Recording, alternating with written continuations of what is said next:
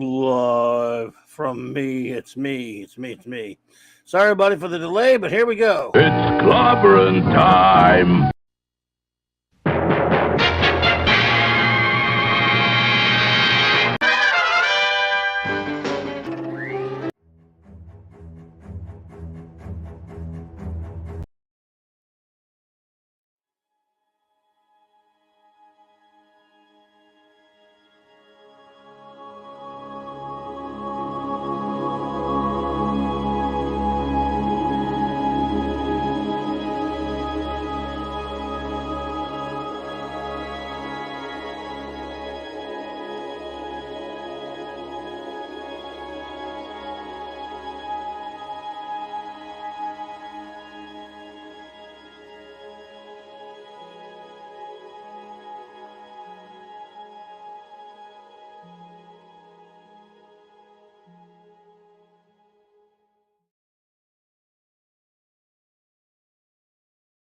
Clobberonimo!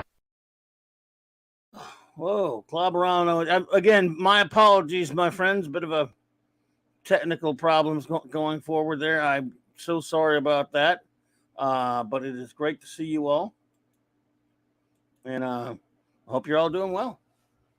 Please forgive me for that. I will try to pick up the pace next time.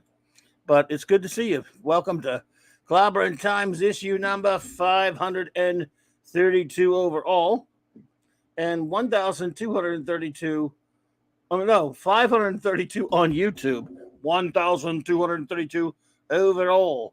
Wild card Wednesday night open geek foolishness tonight. So nothing big. We'll just wing it and see what happens. And I'm just lateness, but we'll start out with a couple of show notes and some shout outs and just hang out tonight and hopefully have a good time. I hope you're all doing well, my friends. And again, I cannot say enough how sorry I am for taking so long, but I had a great time on Loki's great comic book roundtable, my buddy Loki's channel, earlier this evening. And I look forward to hanging out with all of you, my good friends. Let's see here. Tomorrow night, I'll be on, as always, with the great Tom at Midnight's Edge and that august buddy there on 6 p.m. Central Standard Time. Midnight's Edge After Dark, that is. The great channel of Tom Connors. And what a great group they are. It's so much fun. I always appreciate them having me. I'm honored but I'd never feel worthy. And then tomorrow night, this same time, same Clobby time, same Clobby channel, Clobby's Clubhouse with our wonderful first officer, R.M. Briggs, and of course the great chief engineer, Bob Cadillo with a CCCCC. Can't wait for that. 8:30 Central Standard Time Friday night. I will hang with the great Nick Weiser's comic book gang as always. Our Friday night comic shop group. Part 2 of our review of Dave Stevens' Rocketeer comics run. And that will be a lot of fun. Looking forward to that with that great gang there. And then, of course, Saturday night, it is Saturday Night Star Trek with 4 more episodes of Star Trek Deep Space Nine to be reviewed by my wonderful First Officer Commander R.M. Briggs and myself. And you, of course, wonderful friends who join us in the chat. And again, speaking of that, thank you so much for joining us this past Saturday night. Had a blast. And then next Monday, it'll be a twofer. It'll be a double feature from Monday night Mark C. Comics Talk. Of course, it's the sad, it's named after a sad loss that we had, of course, 2 years ago. This coming week, it'll mark 2 years since the great Mark C. left us, unfortunately, and our great dear friend that show was named after. And so we'll make it a big kind of a special special feature at 6 p.m. Well, 2 shows that night at 6 p.m. Central Time. My great friend J-Man will join me for another visit to Earth B. We're going to have a little fun with another Bob Haney classic, a Zany Haney presentation from Earth B. J-Man and I will review Brave and the Bold number 120 with Batman and Commandy by Bob Haney and Jim Aparo. And we have a lot of fun when we visit Earth B. And so I'm looking forward to that, J-Man. Big time, buddy. Thank you all for those M's in the chat there. So looking forward to that. And then of course at 9 excuse me, at 9 Central on the regular show. We will I don't know, we'll just do an open show and we'll talk a little bit about our good buddy Mark C like we always do. Because it's been, we talk about him all the time anyway, but of course it's been 2 years at that point. So we're looking forward to that. And thank you all so much for being here tonight. Let's see if we can shout out first our great wrenches who do so much for us. I haven't seen the chat all the way yet, so I don't know who's here and who is not, but we will just shout everybody out. Our great wrenches, because whether they're here or not, they do so much for us. We appreciate them. The great Eric K, for example, the bronze wrencher, always, whether here or not. If you are here, good to see you, buddy. If not, I'll holler at you when you do pop in. But hey, yay for the great Eric K. And his puppy, Kirby. Oh, what a cutie. Love that puppy dog. The Vindicated Wrench of the North, Chris Persia. Buddy, never can thank you enough, man. Appreciate you. Good to see you. I hope you're doing well. The Wrench of Iron. The Iron Wrencher himself, the great D-Bud Martin.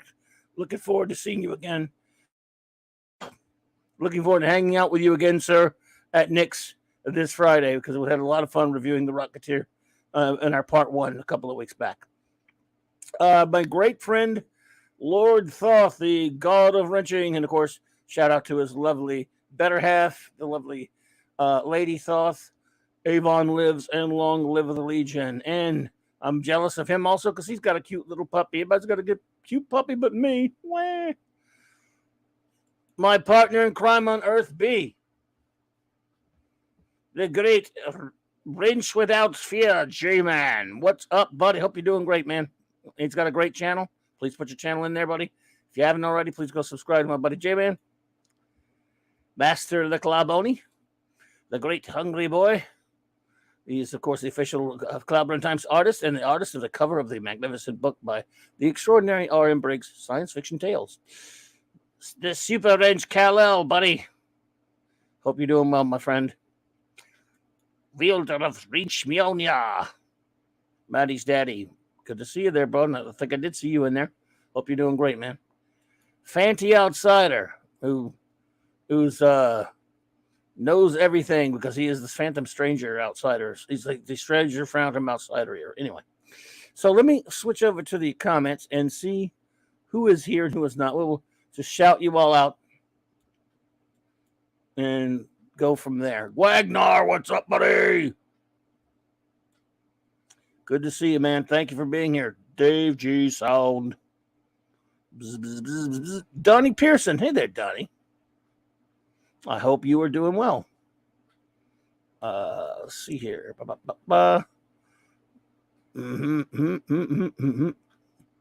So I'm scrolling it now. That's my waste time scrolling, humming there. Sorry.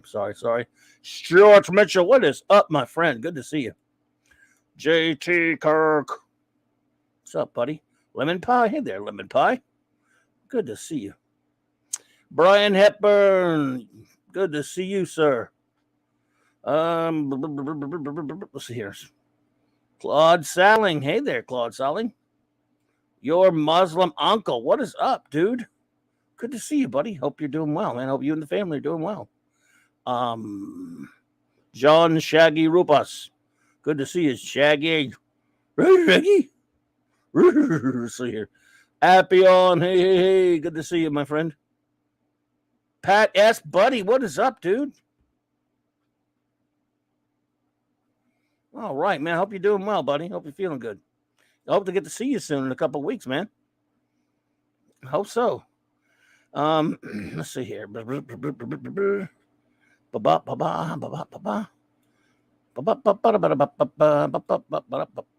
Looks like may have gotten everybody, but I don't know yet. Let's see.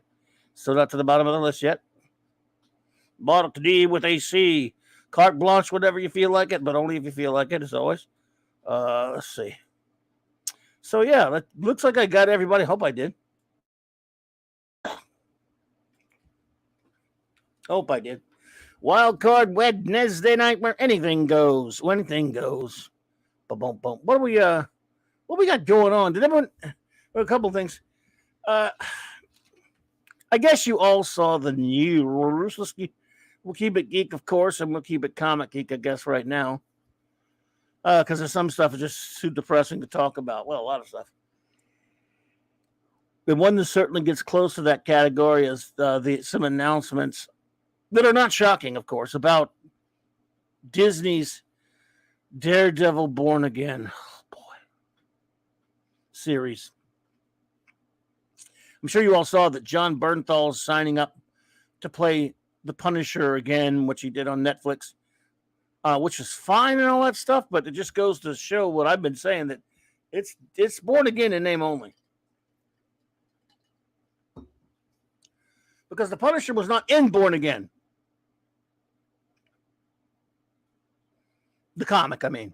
And of course, season 3 of Daredevil, which I guess they're not going to even pretend that this is the same show, even though it has the same actor playing the lead, I'm guessing. But season 3 of Daredevil had a lot of elements and components of the Born Again story in it. It had a lot of stuff that wasn't in Born Again, of course, as well, but it did steal some things here and there from Born Again. They cherry picked some things. And season 3 I had some issues with it anyway, but I liked it. It's watchable, and there's some good things in there. Not as good as season 1 or 2, in my opinion. But Daredevil was a great show. Mr. Angel, what's up, buddy? Good to see you, man. And hey, Death Ray Amok. All right. Yes, it's going to be a watered-down, Disney-fied Punisher. No question about that. Yes, well, it was called Born Again, and Pat S., it's true that Daredevil is Catholic. I mean, yeah, I know what you're saying. I know what you mean by that. As someone who was brought up in some, non-denominational Christian religions, as I was as well as a kid, yeah, I don't. But Frank Miller, I look, the Born Again comic the title has another meaning. Although he is a Christian, and although he is a devout Catholic, meaning Daredevil Matt Murdock. But and of course, my great buddy Nick Weiser and I, we reviewed that Frank Miller. Frankly, my favorite Frank work ever. We reviewed it a while back, and it's a brilliant comic, and by Frank Miller and Dave Mazzucchelli, beautiful work.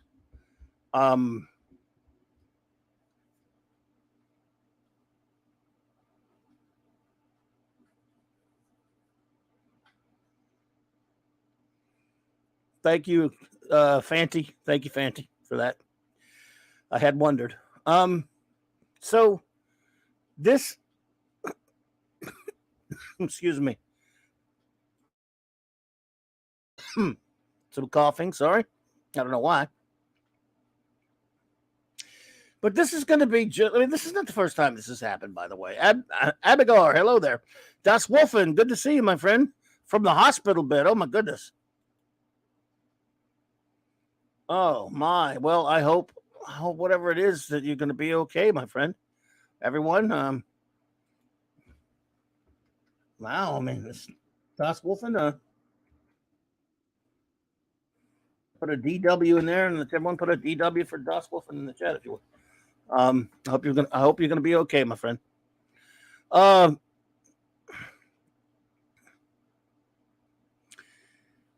This is not. I mean, it's not. I guess it's not that big of a deal, except that Disney is going to suckle, of course. And by the way, they're not bringing back Foggy and Karen Page either. And that was, those first 2 seasons of that Netflix show, I thought were great. That's maybe I'm the only one, but I don't think so. A lot of people really liked it. But my point is, they've done this before. Marvel has a propensity to take these. They'll take the title of some well-known saga, if you will, and put it as the title of one of their movies, and it'll bear very little resemblance. Well, let me put it this way. Captain America the Winter Soldier, which is not exactly like the movie, which I love, is not exactly like. You'll be fine. Good to know. I'm good to hear that, Dustle, but he's going to be good. So excellent.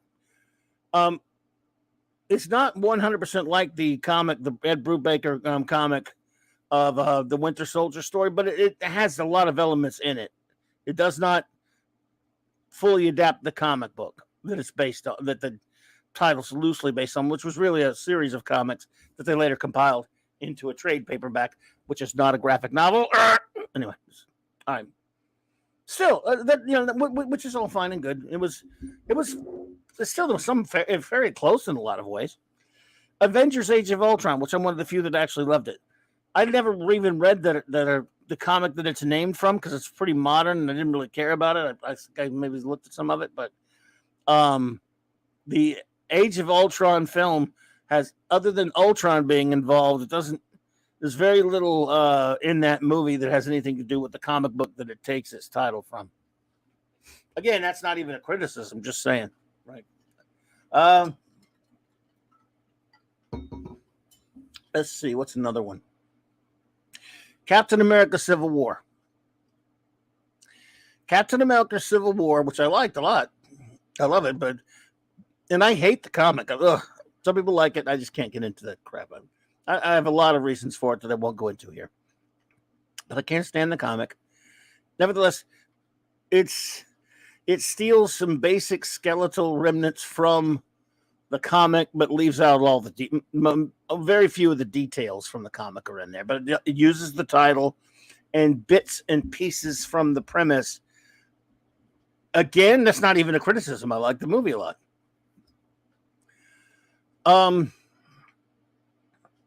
So here you have Daredevil, born again. Why don't you just call it Daredevil? But I know they're doing that probably to signify that it's starting over a new life at Disney. Yeah, well, you put him off to a shitty start by putting him on She-Hulk, let me tell you. That was a horrendous way what a terrible way to introduce that character by debasing and defiling the way you did with on She-Hulk. Oh, good night, Dust Wolf, and good night, man. I'm glad you're gonna be okay. You said he's dripping into his. He's just looking at some friends. Okay, dropping into some live streams. I got you. Well, go get some rest, buddy, and feel better. Good luck, Dust Wolf. So. I don't know.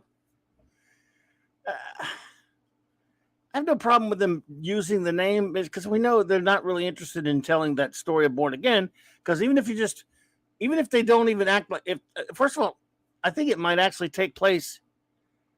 It might actually take place in California, which means Matt Murdock won't even be in Hell's Kitchen anymore, which is stupid.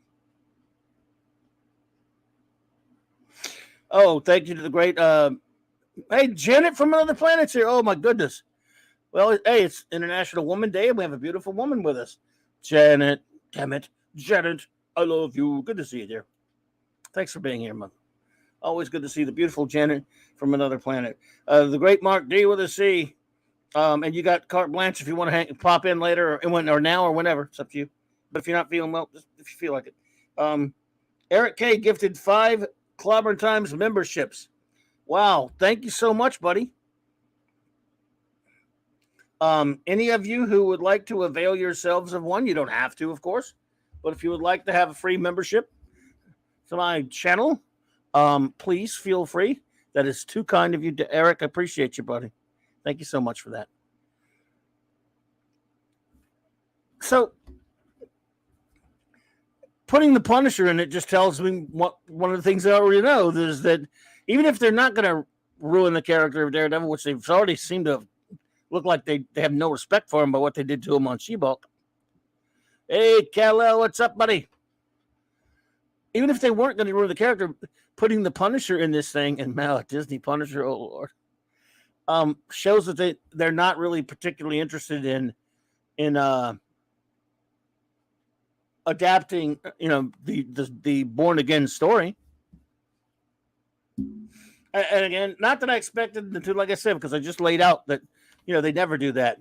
One of the things is people talk a lot about the horrible now MCU/MCU. Shout out to the great Gary at Nerdrotic. That's his term. So you always got to cite where you get your sources, and everyone steals that from him, but I cite the source. Gary came up with MCU, from what I understand, and it's perfect. But the MCU/MCU has always done something that's kind of, no one ever talks about it. They talk about the ins and outs, rightly so, how bad it is now and all that stuff.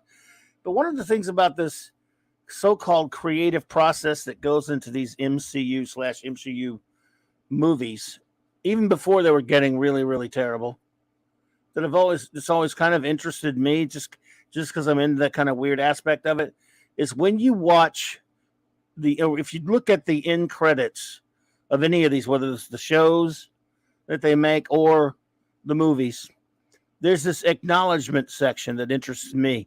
Hey Dave, what's up, buddy? And it will list it will actually say so and so created by, and it'll say Stanley and Jack Kirby.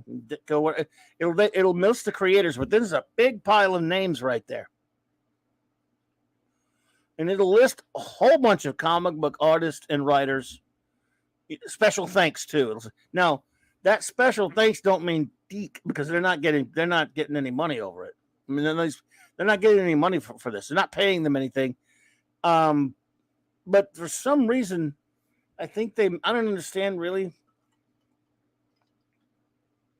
Maybe they think it makes them look like nice guys to do it. That they're covering something. I don't know why. Mrs. Dadman Wonky, good to see you, my dear. Hello to the Dadman clan. So I can't really figure out their motive for it, but either because Marvel's not a very generous, well, they're actually a cutthroat company of vampires, and their whole history says so. But so these acknowledgments to all these different, and you look at that, and I see these names, and I know most of the names. Hey, the great Mark D's here. What's up, dude? You could let yourself in. I would have, but there we go. Yep, yeah. I was just getting my headphones working. Hail to everyone. Gotcha. Hail to the missus. I think it was her birthday a couple of days ago, if I'm not mistaken. Mrs. Dadman. Oh. I think. I could be wrong. I could be wrong. My memory is so bad. But hail to the chat. Hail to everyone. Hail. So my point on this is, if you look at those acknowledgments, it's always fun for me as a comic geek, a fan of comics history. Whether it's one of the movies or one of the shows, and I'll see all these names. And I know most of the names, and I'm going, I wonder why they're, and it's kind of a fun connect the dots kind of thing for me to figure out why they're, what story, why they're thanking this one, thanking that one. Hey, Apollome's Minion and Pepperoni, good to see you, my dear. Hope you're doing well. So as a fun thing, I kind of like to watch that and see what they're referencing. But the one thing I started to think about over the past couple of years with that is, wow, look how many. Look, what does this tell you? Look how many names there are. They're not paying these people anything, but they're acknowledging them for some reason. I guess I think it makes them feel nice. Maybe they feel guilty. I don't know. Look how many different. I mean, in other words, where's their creative writing process coming from? Where this script, this story, they have like 20-something names here. So that means they had tons of different comics that they mined bits and pieces from to make their crappy movie, and it still didn't turn out good usually, especially lately. So I'm like, wow, they're not writing anything. It is really like some sort of a gestalt entity of some sort that sucks up information and just spews it out like from a blender, and it comes with all these different quote unquote ideas that it's stealing from all over the place, from comics, everywhere. But that means somebody doing that, they have to have somebody at some point advising them on which things to steal here and there. Because these writers, most of the ones we keep hearing about these days, especially, are in their mostly in their 20s and 30s. They don't know crap about comics, so they're getting all this from somewhere. And it isn't Feige, because he doesn't know crap about comics either, by the way, folks. But it just interests me that scripts of. Yeah, they are Frankenstein scripts. Thank you, Fanty. That's pretty much it. Their scripts are Frankenstein monsters cobbled together from, hey, Simply Steve, good to see you. Cobbled together from the work of others. Which is, the movie started off. They did start off great, you have to say, though. So that. Yeah, but I'm talking about right now over the past couple of years. Well, I think whenever they started putting these acknowledgement sections in the credits, I've been thinking more and more about that. I'm like, good God, there are 20 names here, and they're from different eras all across comics. And this is, let's say it's I don't know, let's say it's the Wanda. I don't care if it's the Wanda show. I don't care if it's an episode of one of the two of the different shows, or it's the latest movie. All of these, they're pretty big acknowledgement sections. So I'm going, good God, what? Even I'm just like, I can't figure out why his name is on here. And it would take me like 20 minutes to go, oh yeah, maybe because he drew this comic that had that in it. I mean, it's really crazy. And it just makes me go, these people are just, they don't have any of their own ideas. Maybe that's what I'm going. Well, on one hand, though, I mean, you'd like them to do those classic stories, but they won't adapt them straight. Yeah, they didn't adapt me. I was going to say, yeah, but Ant-Man didn't, have, they take like Frankenstein, they were saying, it's they just take bits and pieces and they don't tell a good coherent story these days, unfortunately. So, it'd be nice if they did, but it just tells me not getting that. It just tells me that they're not really, they're not doing anything. They're just stealing they're cherry picking all this different stuff. Let's see what Death Ray asked. Sorry about that, Death Ray. I saw that a minute ago. What I don't get is, if they are admitting to doing an R-rated Deadpool, why do a watered down Punisher? Maybe because Deadpool is funny. I don't know if he's going to be a watered down Punisher, but my thought is he probably will. So I don't know. It's an interesting question, like you said, Dave. That is an interesting question that Death Ray has there, but if you're looking for consistency from Marvel Disney, I mean, don't.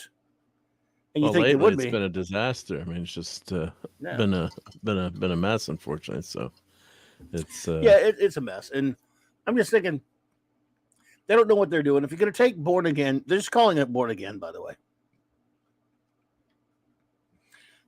Yeah, I might like them better as Born, says Janet. Wouldn't we all, my dear? So I don't know. I just don't really think they know what they're doing. I never have thought Marvel knows what they're doing. Of course, Feige and all those guys, and that just shows me that they can't write their own damn story with the characters. Because look at all those names. That means there's not there. They came up with basic things they wanted to do with their characters in the story, and then they got all of their quote unquote ideas from a blender of years of history. Here's the thing, instead of finding a good story to adapt and sticking with that basic one story, you might tweak it and do different things here and there with it. And then you might have like 5 or 6 people to acknowledge instead of 30. If you see what I'm saying. Yeah. And maybe it would be a more coherent story. I mean, just freaking adapt Born Again for real. You're just using the title. And you're going to have the Punisher in there. Now, Truth, season 3 that also did it. I mean, Bullseye wasn't in the comic either, and they used him. But now they got the Punisher in there. Just tells me this has nothing to do. Of course, he might only be there for like 5 minutes, and we got to think of that too. This might just be him being in an episode for 5 minutes, and they're going to move on to his own show. Yeah, he might not have a big part in it. You don't know until it comes out. But leaving Foggy and Karen, how do you leave them out of Born Again? Yeah, unless they're replacing the actors. No, I don't think so. Well, to my knowledge, I mean, maybe that could be what it is. Totally on board with your thinking.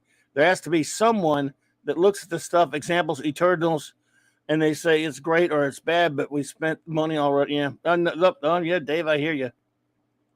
But, okay, so what you were saying there about, maybe the article said it's not going to have the characters. But you're right. I mean, maybe they could be recasting. I don't know. That wouldn't make any sense, but it wouldn't make sense. People don't.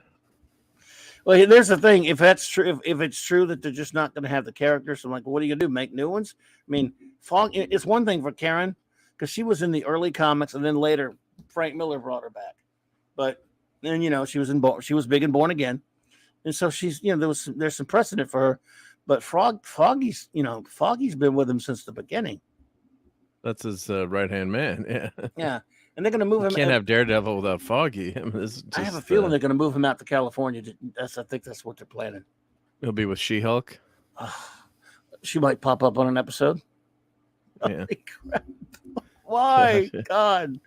Charlie Cox, look, great. He's so good as the character, but look, it's a gig. What's he supposed to do? Not take it? I'm not knocking him. But he's got to be like, he's probably on that set going, this is a bit silly, isn't it? We weren't. I don't remember us being silly in mine. My show wasn't silly. And Daredevil was not above silliness in the first 16 years of his existence. I did a show about a year ago or more where I talked about the pre-Miller Daredevil, the first 16 years of his existence. He was just a happy-go-lucky superhero, and he had wacky adventures like every other Marvel character. Not that I don't love a lot of the Miller stuff, but I loved him before that too. But this show, what do you want to be, Disney Plus? I mean, it's one thing for me to like those old comics, but the fact is, people know that character, especially as embodied by that actor, as the darker, the Miller Daredevil. Miller iteration, yep. And by the way, Miller didn't get a dime. I don't think he got a dime off those shows. And almost everything done in there was either by him or inspired by him, and other writers did crap that they based everything on him. Hey there, retro nerd girl, my dear. Hi, how's it going? Good to see you. Good to see you. I mean, everything in those shows, by the way, when people say, no, they took some stuff from this story by Kevin Smith and this story by Mark Whitman. Yeah, but it doesn't matter. Frank Miller turned Daredevil into that character and did him forever. So everything that those guys did they weren't ripping just the character of Daredevil. Like every run is based on what Miller did to Daredevil, except there was a short span that I kind of liked by Carl Kessel and Gary Nord for 6, 7, 8 issues in the 90s, which was kind of a fun run where he got back to sort of similar to the older, his older self. Lucky. Yeah. And it was funny. And did not last. Everyone wants dark and depressing these days. Everyone wants to Millerize him. Yeah. Millerize Daredevil. Look, I admit that is best. It's Miller. So good. Well, I was going to show. Here's the list of people that worked on the Ant-Man movie, or the credited. Oh yeah, I took a picture. People. I saw a picture of those. Yeah, here. So here it is. So I can zoom. I'll zoom in. Yeah. But of course, Ant-Man was created by Stan Lee and Larry Lieber. Who's Larry Lieber? Yeah, and Stan's Jack brother. Kirby. Yeah, Stan's I know. brother. I'm teasing. Yeah. Stan's brother for everyone. Yeah, and Wasp created by Stan Lee, Ernie Hart, and Jack Kirby. Jack Kirby should be first, shouldn't he? Should be first on all of it. In fact, he should be the only one. But don't get me started. So yeah, special thanks to guys we're not going to give money to. Let's see here, Larry Alexander. He's all right now. Again, by the way, they don't tell you why any of these names. You're just supposed to guess at it, right? If you look at these names, it's not like they're saying Ant-Man created by or Wasp created by, right? You see that's a clear distinction of who they're giving credit to, right? This is just special shout outs for people who worked on comic books that we're not going to pay anything for. Larry Alexander was an old freaking Golden Age artist, I think. I don't know. I can't remember. I'm not sure. Brian Michael Bendis, yuck. John Buscema, because he drew some Avengers comics. If you can, Terry Dodson, yeah. Harlan Ellison. I know what they got Harlan Ellison for because what's he there for? That Cyclops character that was that looked didn't look too much like the comic. And remember Jarella and that subatomic world that the Hulk went into? Yeah. When the Hulk was in love with Jarella, yep. Yeah. Steve Englehart, again, he wrote a lot of the stuff that they. Alan Heinberg is a Golden Age artist. Jonathan Hickman's a relatively modern artist. Some of these guys are modern. Jeff Isherwood and Brandon Peterson and Scott Reed, if you can move it over. There you go. Sal Buscema, again. John Byrne, sure, because, John Byrne worked on a lot of these. These are people that, at this point, just people who worked on any story with Ant-Man. Right. Bob Layton, Steve Epting.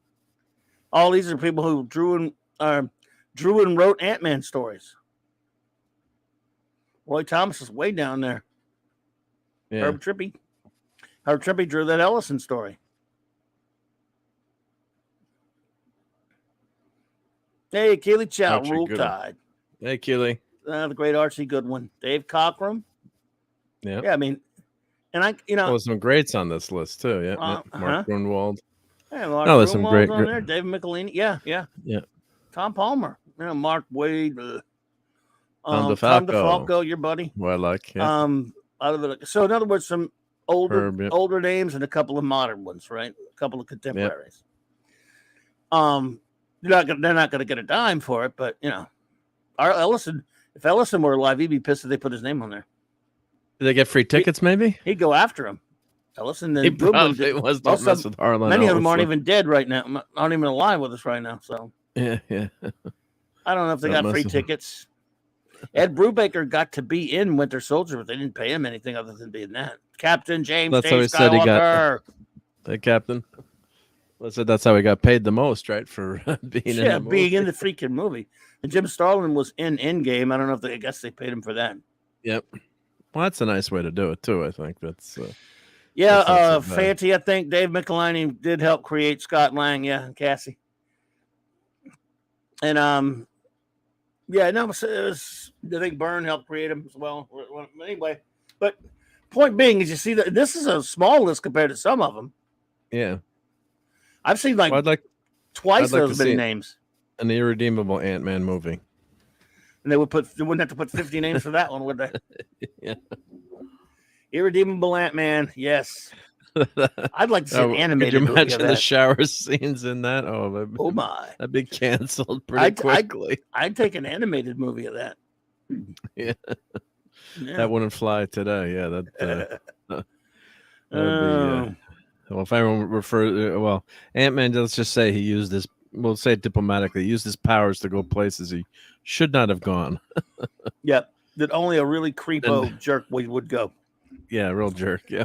Yeah, real jerk. Or and no other guy if he did it would admit it. That's why he's irredeemable. Yeah. Yeah, that's true. But it was a fun cop. So let's see, turning from Daredevil into Marvel. And I talked about this on Loki stream, everybody, and you know about this. Does anyone out there know about the controversy of the missing Scooby-Doo movie? Are the never to be shown Scooby-Doo movie? Anybody know? Well, you told me about it, so thank you for that heads up. Yeah, it's did you get that link? Were you able to see it? I got the link. Yep. We will not post it here because we're gonna get in trouble. But no, were you able to get a copy? Oh, I got. Yeah, I might have. Can either confirm or deny. I might have downloaded it. Well, look, and they're pissed about it. So for those who don't know, and there's an article. There are articles out there, but my son told me about it. I didn't realize. He told me last night. There is some, those straight to TV or straight to DVD Scooby-Doo movies they do often. They had one that's supposed to be coming out this year. It was just made. Yep. Entitled Scooby-Doo and Crypto 2.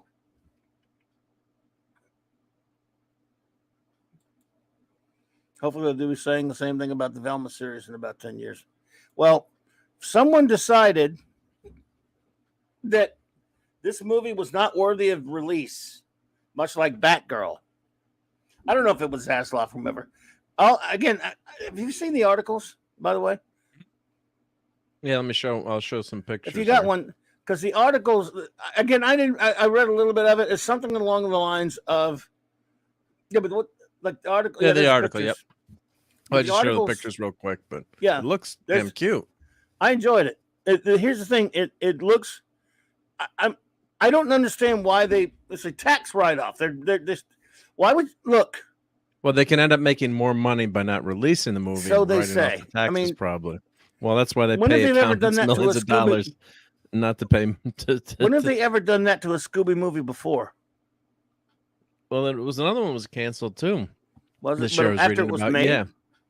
Because one thing, it was almost. Yeah, that's true. One. It was almost a lot of it. Work was done. Songs have been written. It was probably going to be in one of these articles, but that was the crazy thing about Batgirl too, because it was done. Right. It was almost done, right? Just some editing left. This one is done though. Yeah, so I guess with Batgirl, I guess when the directors, there was a brother team directing. I don't know if they're brothers or Two guys, and I guess they got locked out of their hard drives. Let me get this. So I just want to say this to Dave real quick. Yep. So, thank you, Dave, for that. Appreciate you. Lol, special thanks, aka people. We are not giving money to. Classic quotes from Clobby. Don't get me started. Thank you so much, Dave. So I'm sorry. Continue. No, yeah. So what I'd heard was when they canned the Batgirl movie. A lot of this stuff, everything today is digital. So the directors had, working prints, and then they were locked out of the server, locked out of everything. And then they found out the movie was canned, because I'm sure I would have done it too, to download a copy just to have it myself. It was something I worked on. So I kind of would like to see that someday. Be interesting. But the Batgirl. Well, this you can see, but the Batgirl movie, I mean, I watch pretty much anything. I made it through Eternals. I would watch it. Yeah. Wakanda. Yeah. Yeah. So, I watched Batgirl. So that's the mystery here. We need to put the mystery gang on the Scooby gang on this mystery. No, yeah, it is a mystery. We'll talk about the mystery, but no, Simply Steve. No, he's not posing as Crypto. He's teaming up with Crypto. There was a series of comics by DC a few years ago called Scooby-Doo Team Up. Hey, Rod Thunderheart, what's up, buddy? Hey, Rod. And I used to buy that. I mean, it was goofy, silly kid stuff, but the characters looked like their classics, characters. And he was the Scooby Gang was teaming up with, classic looking DC superheroes. So because DC made that comic. So here you have,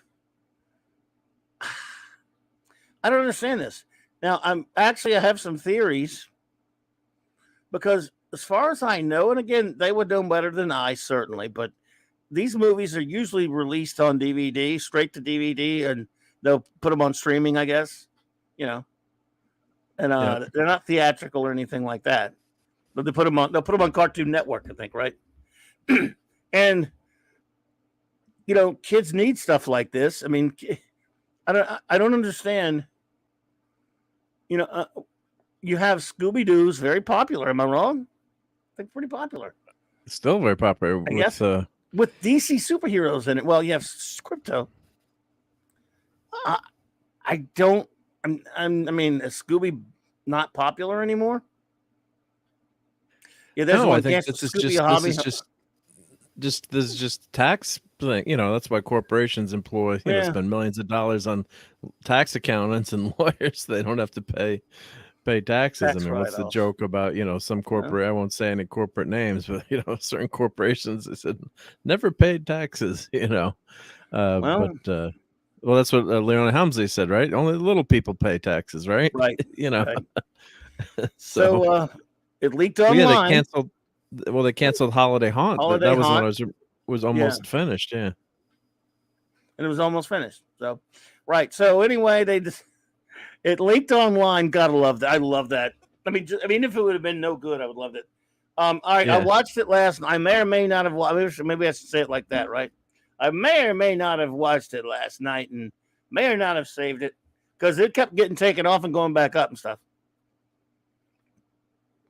So. Oh, and they canceled Scooby-Doo and the Mystery Pups, another series. Huh. Yeah, so they got the axe out for Scooby. I was never a big Scooby guy. I mean, never. I think the first time I saw Scooby as a kid in like the late 60s, I was very young, and all I know was he was teaming up with Batman, so I had to watch it. And he had Batman, and he had, all of the Three Stooges or something on there, like Phyllis Diller and Laurel and Hardy. He was the one where he was meeting all the celebrities. Aside from that, I was never a big Scooby guy. Nothing against him. Yep. Just never much on the Scooby thing. But I'm a big Crypto fan. So that's the kind of thing I would watch. And by the way, the Batman Brave and the Bold movie they did with them, I thought that was really good. But I don't like that kind of animation right there too much. It's okay, but I like the animation in this. If you could look at the pictures from the animation from this, it's very simple. It's 2D, which had to be cheaper than this, right? Or is it? Yeah, I'm assuming so, but I'm not an animator. Steve Mitchum's in the chat. He would let us know. I'm assuming Steve Mitchum. We've got to defer to the experts, but I'm assuming it would be cheaper. Yeah. This kind of animation or the traditional 2D? I don't know. You could tell us. But I like the 2D way. If you could, you got any pictures from? Yeah, I'll go. But scroll down. Yeah. Yeah, the direct-to-film Scooby-Doo and the Haunted High Rise had also been shelved. The project would have brought back the fan-favorite supporting characters, the Hex Girls, and feature 3 new songs from the gothic rock band. So that I was reading that article; it was almost all ready to go. So it's a big deal for all the movies and shows scrapped by 3D. Warner Brothers Discovery tax write-offs. That actually makes sense. Given the studio cannot release any of the titles in a way that would earn them revenue, they've all been under very strict lock and key. Scooby-Doo and the DC crossover movie leaking is thus the closest the public has gotten to see any of the write-offs, even in an unofficial capacity.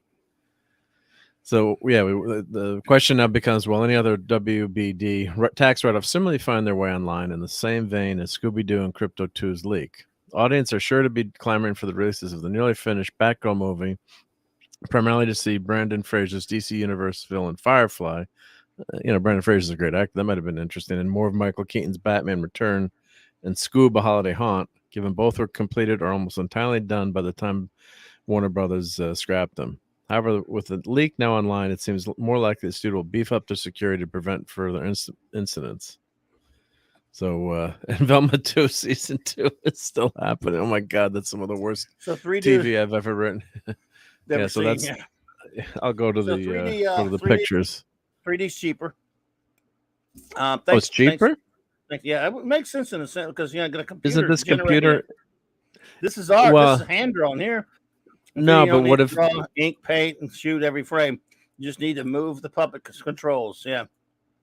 My question, Steve, do they do 2D animation now with just computer graphics? It's not 3D, but this is. I'm wondering, like, would this be all computer generated? Flat, even though it's flat. Let me get this from Cardi. Yep. Card will send for the $1.99 super sticker. Thank you, my friend. Appreciate that. You were too kind. I hope you're doing well, and I hope you had a great big birthday bash there, buddy. And hope you recovered from it. Hope you had a fun time and then recovered from it. So I don't know, but it makes sense to me, like what he talked about, how a lot more work goes into which is why I guess they got away, getting away from the 2D. So I wonder why they're doing any 2D at all, but they are, and I love the 2D stuff. And the animation in this, if you can find some more pictures from it, it's very clean. Some pictures there, yeah. It's very,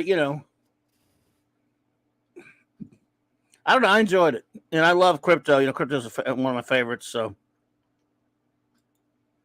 it would cost them more to store those films on their streaming library. Oh, gotcha. Thank you, Retro Nerd Girl. Yes, a lot of 2D animations is done using software such as TV Paint and Toon Boom Harmony, but it's still hand drawn and just using a stylus. Wow. And did they do each frame, like draw each frame by frame, or do they ever use like a computer to say, hey, let's move, let's get Crypto to fly here? Just wondering it. But if it's all, it's all computer drawn, it's probably faster, but still, yeah. If you got to draw every frame, that's intensive. Yeah. Some of that there's from the old Crypto cartoon, not from this. Not from the Miss. Yeah, they're probably mixing. Ace is not in the. Ace is not in. Okay.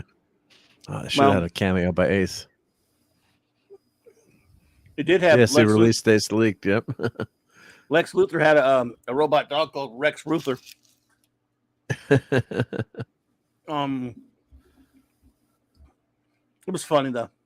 I thought it was fun. It was about like 118 minutes long. It was a little long. Oh, it was actually long. Yep.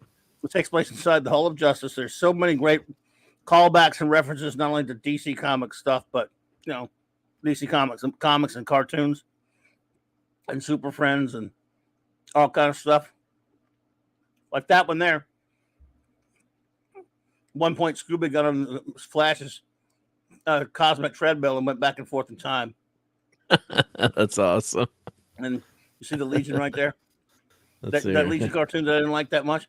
Oh, yeah, and it had the Phantom Zone villains, and they were Zod and Ursa, Giganta, Solomon Grundy, and Joe Harley. Because I grabbed it, but I just skimmed it. I just didn't watch it. But it does look very cute. Yeah, as Richard it is. Yeah, it's very cute. It's fun. There's almost no wokey crap. I mean, like there are very slivers of it here and there, but for the most part, and that therein lies my theory I'm wondering because it's not diverse. The movie's not diverse, folks, and we know that's important. I'm not. Again, it is the Was it tax for write-off thing. kids? Was it for It's kids? I mean, it totally was for kids. very kid Yeah, friendly, right? no vulgarity or anything. So that's It another wasn't reason like they Poison. It wouldn't wasn't like like it. Poison Ivy and Look, Harlequin Scooby Doo. cartoon. Yep. Look, Scooby Doo team up. That's the kind I used to buy that just because the superheroes look like they're supposed to. Yep. That's pretty new, right? Because that's got the new DC logo. Yeah. Yeah, a few years. They stopped about 5-6 years ago, I guess. But they had had a bunch of stuff. It was cool. But anyway, this movie, the voices, the guy they had doing Luther's voice, I thought it was Clancy Brown. Wasn't though. Somebody else. He kind of sounded like him. Frank Welker still does Fred's voice. Matthew Lillard is still doing Shaggy's voice. He sounds old. Okay. So that's Look, I'm surprised. Look, if it did make it out there, it would get criticized by some jackasses for not being. Hey, Oliver Belamonte, good to see you. For not being diverse. I guarantee you. Oliver says. But it's a movie about dogs. I used to watch 2005 Crypto, the Superdog Show. At least Streaky, the cat, and Ace, the Bat Hound were around to keep help Crypto. The theme intro was crazy. Yeah. I just love Crypto. Yeah. See these comics? I used to buy these just because they look like, Wonder Woman even says Jinkies in this movie. And they have cool. Luther does a dialogue, a full dialogue scene from Superman the movie. Wow. A full quote from it. I laughed my ass off when they put that in there. Couldn't believe it. Legion cameos, one from that old Legion cartoon, because some of these guys worked on it, I guess. The whole thing takes place inside the Hall of Justice. They can't find the Justice League. They've been missing for a long time. They got a lot of pictures from it, don't they? Well, there's quite a few here and there. I mean, it's look at that. Look at that. I like that. I've got that issue. Yeah. I got that. Well, this I was mentioning the chat before. This movie was a disaster. What they did to Dynamite and Blue Falcon, and that was one of the first comics my grandfather brought back for me. Was a Scooby Doo with Falcon and Dynamite there. So that they were fun to read. That was probably one of my first quote unquote superhero experiences. And then of course he brought me the Superman book, but no, Fanty. It wasn't the quote. It wasn't chewing gum. It was like when I was 6 years old, my father said to me, and then Scooby was like, "Get out." Before that, he said, "Son, stocks and utility, stock and utility will make rise and fall. Blah blah blah. Whatever. People are no damn good." But he said, "Dang, but they'll always need land, and they'll pay through the nose to get it." Remember that? Yeah. Which I thought was hilarious that they did that. They got so many references, so many callbacks to stuff. And again, it was just so crazy that they have the Phantom's own villains. No Underdog, no. Underdog's another company. Death Records. Yep. Underdog. Underdog.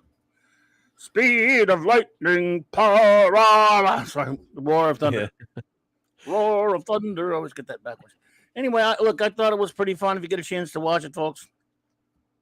Well, it's it's out there. It's out there. Leave it at that. Stick it in the ear and the eye of these jerks who don't let you make this crap, and then you don't let anybody see it because you text it up. I mean, it would have done okay, probably. Well, I mean, it's just the thing is with streaming now. The era of DVDs is pretty much over. Don't get mad at me, folks. I just got picked up a new Blu-ray today, but I mean, it's basically it's a niche thing, and it's the streaming wars. So, how much money would they make by having it on their streaming service? It's not like 10, 15 years ago when this movie came out. I mean, I was telling people I bought a DVD opening tool because I used to buy so many DVDs. It had like this little teeny knife in it. I still have it where you slide it down the spine and it takes the cover off. And then it had another little knife, like you go the other way and it could open up the clamshell. So I mean, that's how popular DVD. I mean, most of us here remember that. I'd buy like maybe 5 DVDs a week, or you go to the bar. You go to the bargain bin. You know, but now it's all streaming. So really, how much is it gonna? How much revenue would they make off of I don't know. having on the streaming service? I guess Minuscule, not but then they enough. can write off all the labor. I'm But not an accountant, but they can write off all this. They could probably write off millions of dollars. They're gonna stop And- making stuff then. Yeah, well, that's what they're talking. But streaming wars have gone. It's not like it was now in terms of content. They're cutting back, and those big days of spending are over, and they're just going to stick to the core properties and what's super popular. So it's just strictly a business decision in terms of, hey, we're going to make more money by not putting on the service. It's really not going to.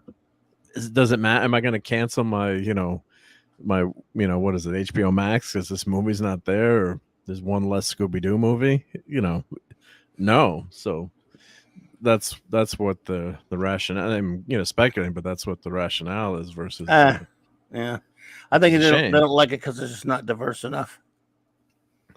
Well, it really yeah, is. they should have Ace in there. Come on, where's Yeah. Ace? Yep. Oh, So, but, what did you get? What DVD did you get? well, I got Robinson Crusoe on Mars, the Oh Criterion no, collection. cool.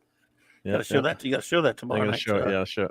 Yeah, show I'll it show tomorrow it now. night. When we should show it tomorrow night for Yeah, save it well, for the clubhouse because Raquel would love to see that. Okay, I'll save it for If the you want to do it clubhouse. now, you can. But I mean, Well, I'll just yeah. Let me just change my camera here because I can show a couple things as well. Let's see. Do I got the camera on? So, well, It everybody. always helps to turn the camera on. Yeah, it does. I don't have one.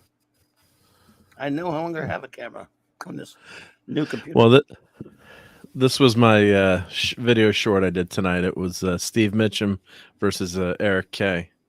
So that's the Silver Surfer. I didn't get many views on it, but that's okay. Who cares? It was fun. So I took a picture. I got to put the background. I got to put the Silver Surfer number 4 background. I've got to put that on. Drop it. So yeah, and remembers that cover. Yep. So who would win, Eric Kay or Steve? Oops, turned the power off by accident. It'll be Silver Surfer number 4. Yep. I hit the wrong button here. Oops. Sorry. Here, I'll just turn it off and on. It's easier. No, JT, I'm afraid it's not Chateau Picard. He's asking about that Champagne bottle we had. It's actually Ferrari champagne that I won. That's what I said, though, JT. Said, Chateau Picard. This was my Pinewood Derby car that won Best in Show. So Nice. It's Darth Vader Pinewood Derby car. So then we... Oops. Nope, I hit Steve happy. Mitchum there. So... That's a classic comic. Yeah, Classic so cover. Silver Surfer number 4. I rigged it so I got the Surfer nicely done. I love that comic. That's a great John Buscema classic. That is so cool. I have that. I actually do have it still. Oh, of course you do. The original, even. Yeah, but it's not in great shape. But yeah, it's not in great shape. Well, it's pretty good. That's one I should get graded, I guess. So here's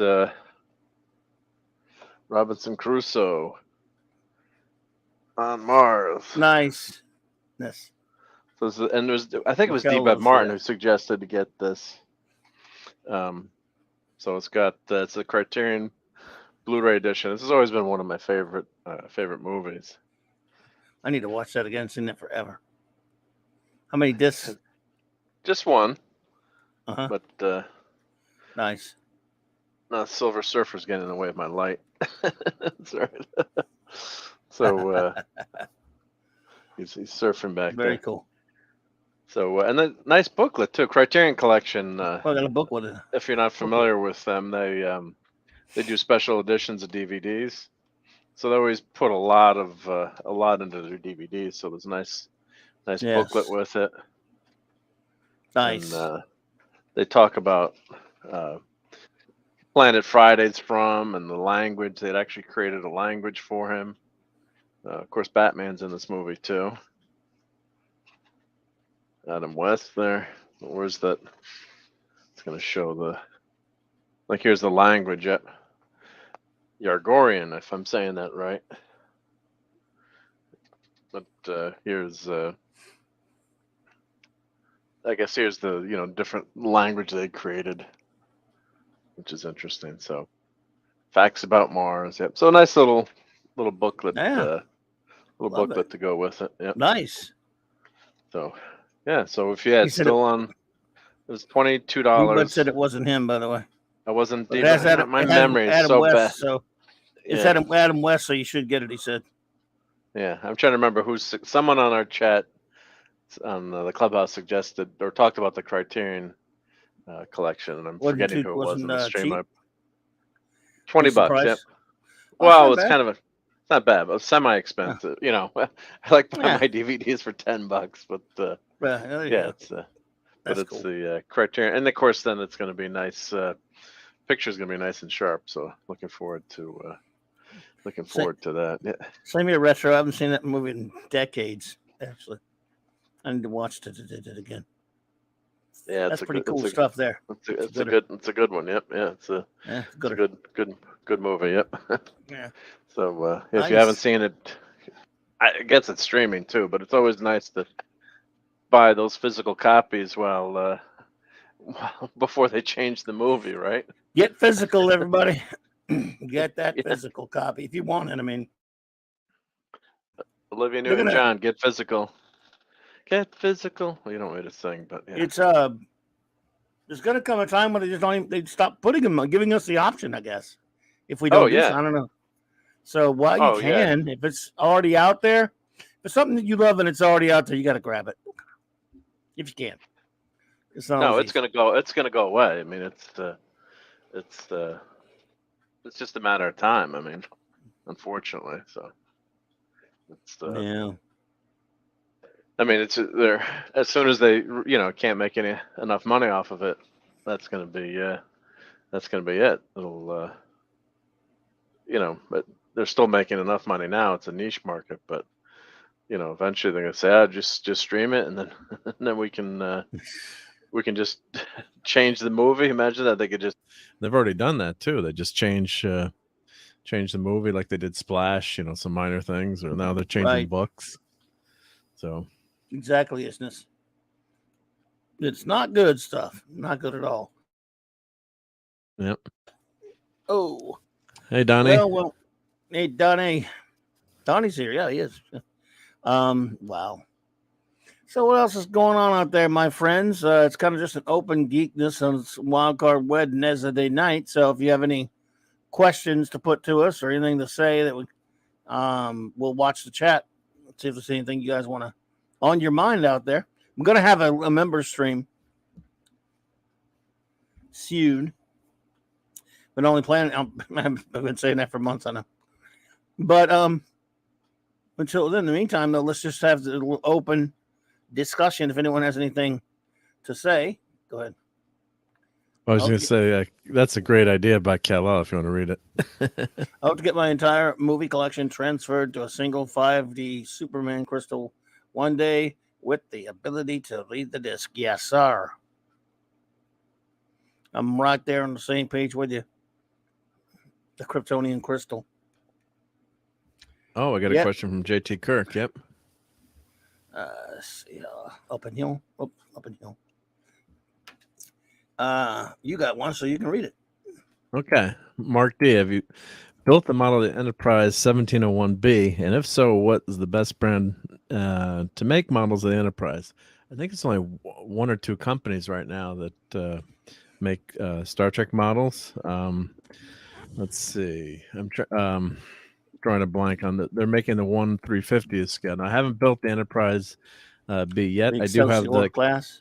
I do have the kit from Generations in the box unopened, and sometimes when these kits get old, you wonder if they say they're worth more in the in the box. But let me see what I'm trying to remember the name of that, and I'm drawing a total blank on the company that makes those model kits. Let's see here, kits. Well, I could talk Modeling about. is. No, go ahead. I was gonna say, well, you got the AMT made that classic Enterprise, the 50th anniversary that I was showing when I went to Hobby Lobby. Of course, you can get it, bunch of places or Amazon. I did just buy the bridge kit that they just redid and added all the panels. That was a kit that was out in the 70s. So let me do some or do images here. Here we go. Images.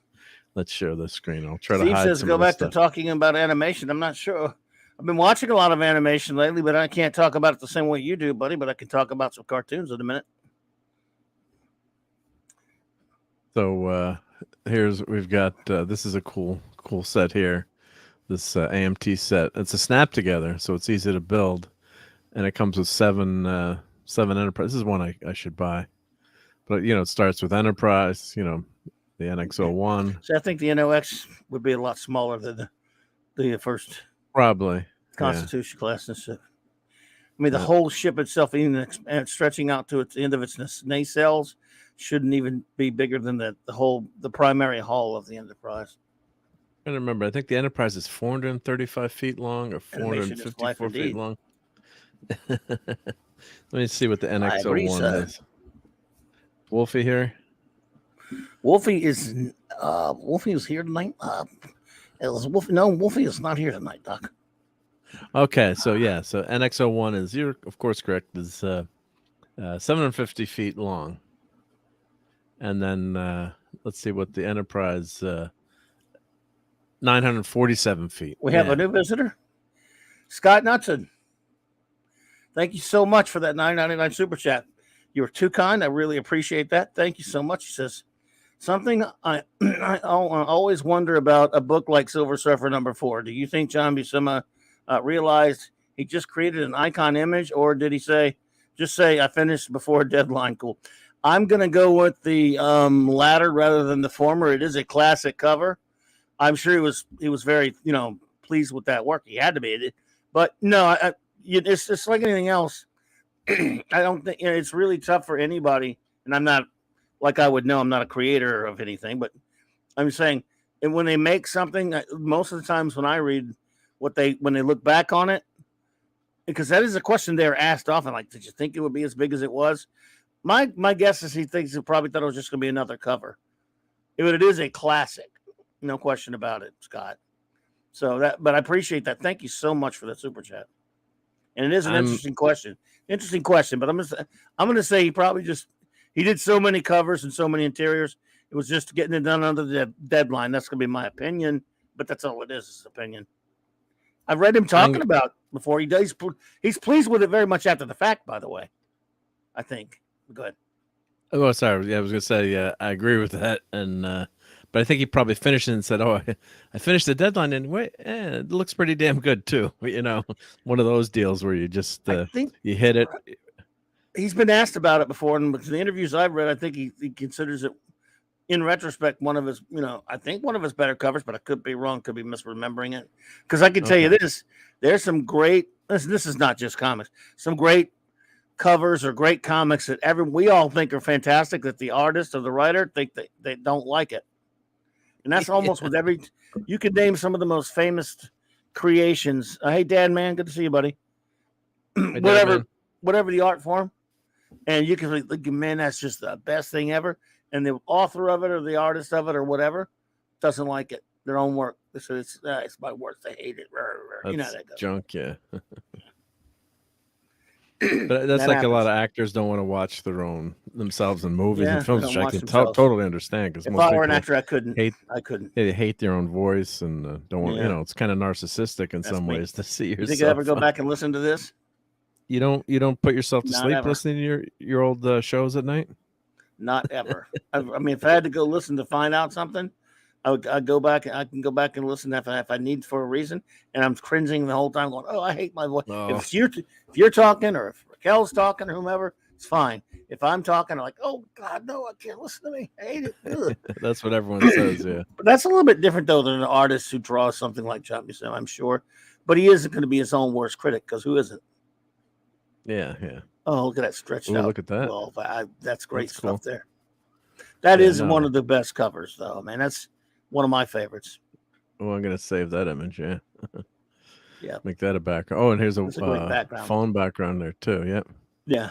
But I do think I'm just paraphrase, but I think he knows that he did something pretty damn good. You know, and you kind of like not comparing, but like when I painted a couple of Doomsday machines, like, oh, that actually came out good. You know, you don't think it's going to come out good. It's going to look like crap. I'm like, oh, that paint job actually came out pretty good. You know, you just get lucky. You know, you get lucky sometimes. But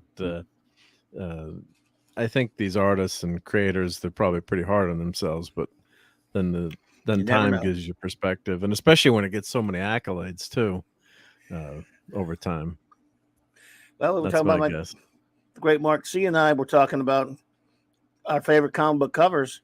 One of my favorite Neil Adams covers of Superman, and I put it on we did our list, and on my list was a Superman cover by Neil Adams, and Mark had told me because he read an interview where Adams said he hated that cover, and I remember him talking about a cover that he hated too. It's been so long since I read the interview, I wasn't really sure what he was referring to. He said, no, that one and he told me why. And I'm like, oh, now I can't unsee that because the cape's too short. The cape's too short. Yeah, yeah. I said, wow, I wish I'd never done that. I mean, I wish it stayed forgotten. If someone, I don't know, maybe someone told me before. I don't know, but you can't be everywhere. You can't read every interview. But of course, he read a lot of Adams interviews. I have too, but an Adams interview is kind of a different time thing. So anyway, go on. Well, I was going to mention Polar Lights is the other company that makes beautiful models. So here's the 1/350th Polar Lights Enterprise. Of course, This is done by a guy that's either professional or gal who's incredibly good at model work, and you can buy a lighting kit for them. There's also custom lighting kits out there that you can buy. A friend of mine just got one. Got it as a gift just the other day. That's amazing. 3 days ago. I don't know. I think it's a Polar Lights one. What's the address? Lights up. I'll look it up for you. But I've got a bunch of these kits that I haven't built. Buddy might have one. Aren't they like $1,500 or something like that? No, well, I mean, this is the kit. I think I bought mine on sale. Okay, this is the big kit. One. I'm thinking of the one that. Yeah, no, this is a kit. No, this is a kit. This is a kit. Yeah. I know what he had. He just ordered it and had it made or something. Yeah, but what you're doing, you're paying a professional to finish it and paint it. So you can buy this kit for I think 150 or the lights if it's 250 with the light, but all unassembled. So I have the Klingon D7. I have this Enterprise, and I have the Enterprise A in 1/3. It's in the box, not built. I haven't bought the lighting kits for it, and they did come out with the NX-01 and 1/350. I got to buy that too, just to have that. And my favorite is the Enterprise NX-01 C. Yeah, you like the C, don't you? C. I love the C. I love the C, and I also love the NX-01 refit. I think I like C better than D anyway. Yeah. Although I should like the D the best, but yeah. Let's see. Enterprise D, I don't know. Make sure you say it like that. Refit. I've shown this a few times. Yep. We've shown this a few times, but and Doug Drexler, who designed the ship, designed the NX-01 and they said, one of the seasons they probably would have done this, in between seasons, or done, overhaul where they added the lower hull. Look at those cells. Doesn't that look cool? Yes, it has. I like this picture here. It has the original series nacelles. Yeah, so they kept this is the ship here, and then they added the lower hull to it with the reflector dish. Wow! And he designed the ship originally. Cool. He designed the ship with this in mind. That said, this can be this will be a refit someday. So we've got the ship here like this, and then show that evolution. But unfortunately, I do have this model kit. You can buy this one by Polar Lights, and you can build the refit. So I keep threatening to do that too. But that's I think it just looks so cool. It's such a cool idea. Yeah, I like it. It shows the evolution of the ships. Right. So Nice stuff. Yep. Very, very cool, of course. Yep. Yes, sir. Yes, sir. Yes, sir. Yes, sir. So, wow, man, that is something.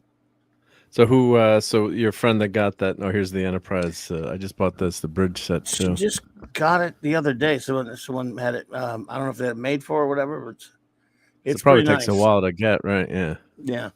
I don't know if it's the polar lights or not, but it had all the lights on and everything. And yeah, that's what everyone's doing. Gorgeous. Everyone's buying that polar lights kit. This TV series one. Yeah, so here's the lighting kit for it that you can buy separately. For the, it makes sense. And with LEDs too, you almost have to do it. So nice. Yeah, so when you do that, it's it adds the price. But then if you pay someone who's their craftsman to do this, it's a lot of skill to make make it out come out like this, and they put on a nice base. So that's the different kit, but that's what you're paying for. Yeah. Steven, I'm kind of with you on there. Sorry. Having some. So look up. Yeah, take a break. Coughing here. Sorry, retro. Yep. I'll vamp while you're. No, I'm good. You're good. Yep. The Enterprise D was the most luxurious interior-wise, but Enterprise E, in my opinion, looked much sleeker and cooler. It resembled the 24th century version of the original Enterprise refit. I'm kind of with you. I like that ship better. I like E better. Yep. Even though it doesn't have it's like one piece, though. It doesn't have a primary and a secondary hull. It's just a joined that way. But I don't mind that. A friend of mine didn't like that about it, but I love it. It looks sleeker, I think. Yeah. I never liked the bottom of the D, the lower secondary hull of the D. I always thought that weird curve shape. That's why I like the C better. And the EF, yeah, they really did nice jobs on those. Yep. Scott asks, anyone here ever play the top tabletop game Starfleet Battles using the 70s tech manual as a base? They showed a fantastic evolution of the various fleets over a course of decades. You played that? Oh, yep. Oh, hold on. Let me get. Oh, he's fetching something to show us. He apparently Mark has played that, Scott, and he will explain. Yeah, look at that bridge, man. Wow, that's beautiful. It's funny how even today we're looking at all this stuff, the lousy, filthy trash that is passed for Trek these days, which is new Trek garbage. Nobody wants to buy anything from that crap. No, I mean the bridge set for the Discovery, it'd be like dark. 50 feet long. It's like the biggest bridge. I mean, it's like engage. What did you say, Captain? I said engage. I mean, if you look at that bridge, you don't want me to show that bridge on the show, of course. No filth here. I go through the airlock, but I understand. I've seen it. Yeah, it's just it's the scope of it's just ridiculous. I mean, if you're working together in an office, that's why this bridge design was so brilliant for a show. And they said actually the Navy went to look at the bridge set to kind of see if they could mimic it for some of their ships. I mean, wow, that won't be happening with the filth. No, I mean they did such a ridiculous job of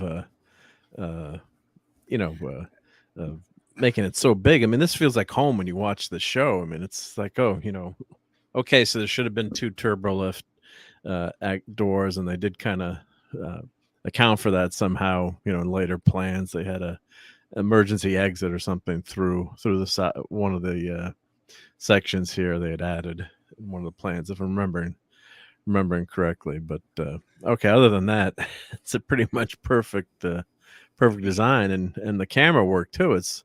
You see the whole crew together. When you watch the new stuff, A, it's dark, you can't see them, and B, the damn thing is so big.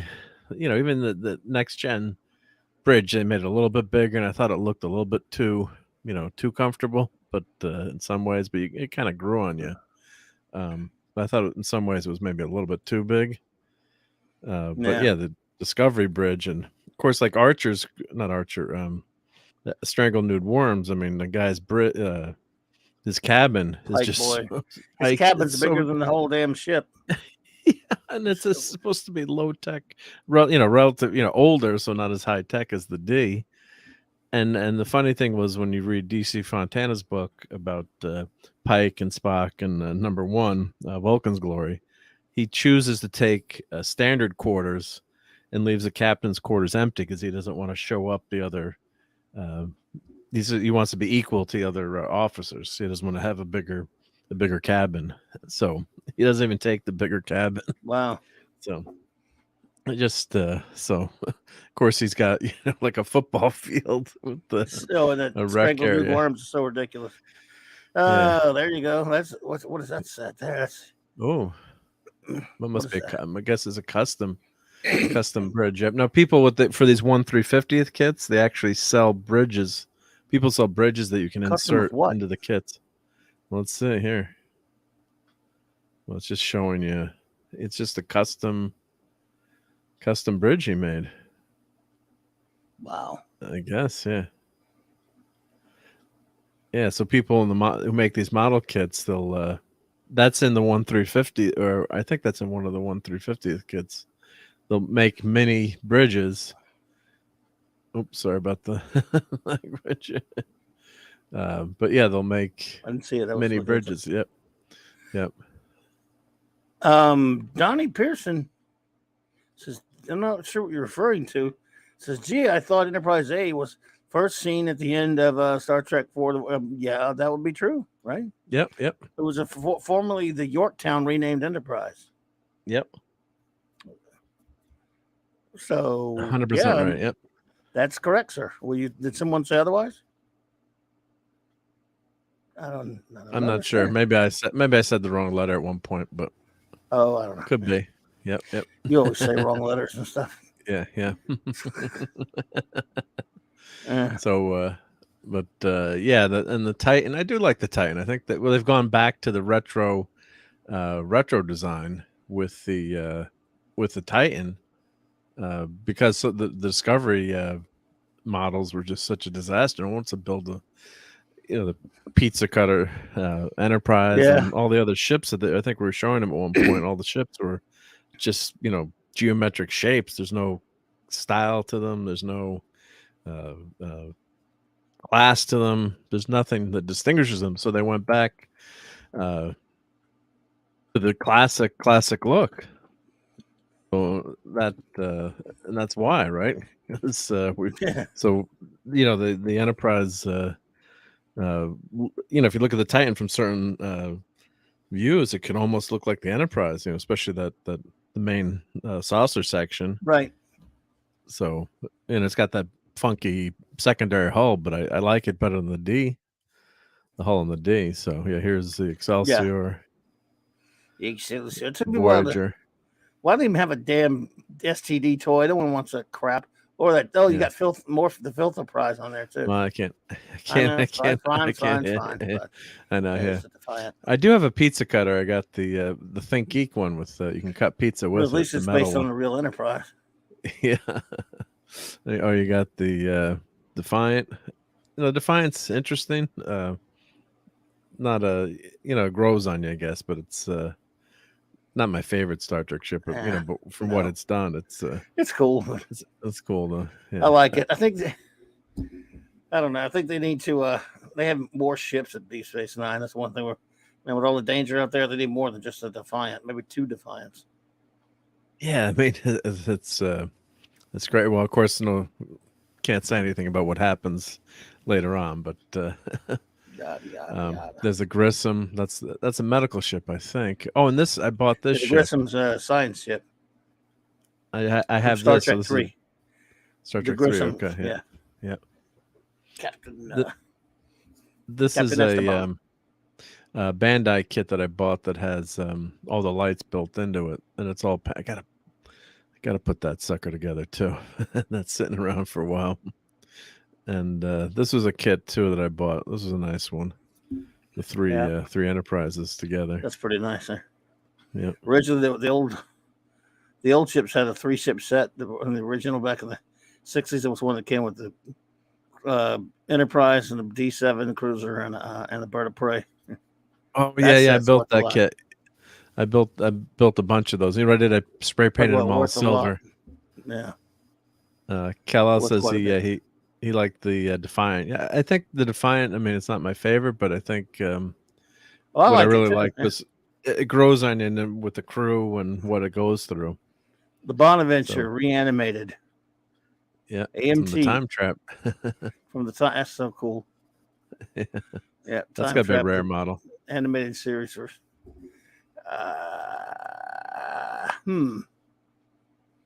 There you go. There's E. Yeah, I and I'm like E. I actually really do like E. he's nice. Yeah, he's good. Yeah, I'm 3D printing a C next on It didn't my have any 3D lights. printer. It didn't have really many light bulbs inside, though. Oh, They had on this light one bulb or problems. E. I mean, oh even then, oh yeah, they didn't have that much lighting. yep. There you go. Where's that You want that Star Trek? Where's that 3 model kit? Yeah, Star Trek I remember the 3 the old model. 3-1, the 3-ship set they called it. Oh man, that's rare. This one here. I have this. What? This well, not this one. Where's the yeah with the Romulan? They did a couple of variations on it, but the original. Yeah, this one I had bought at one point too. Yep. But there was one though. Yeah, the original 3-ship set was Enterprise, D7 Klingon cruiser, and here it is. And Romulan Bird of Prey. There you go. That's right. The ship set, spaceship set. Man, you talk about it. That's got to be super expensive. I wonder. Is it? Let's check. Yep. Let's visit away. $20. Oh, not bad. Yep. That's the original.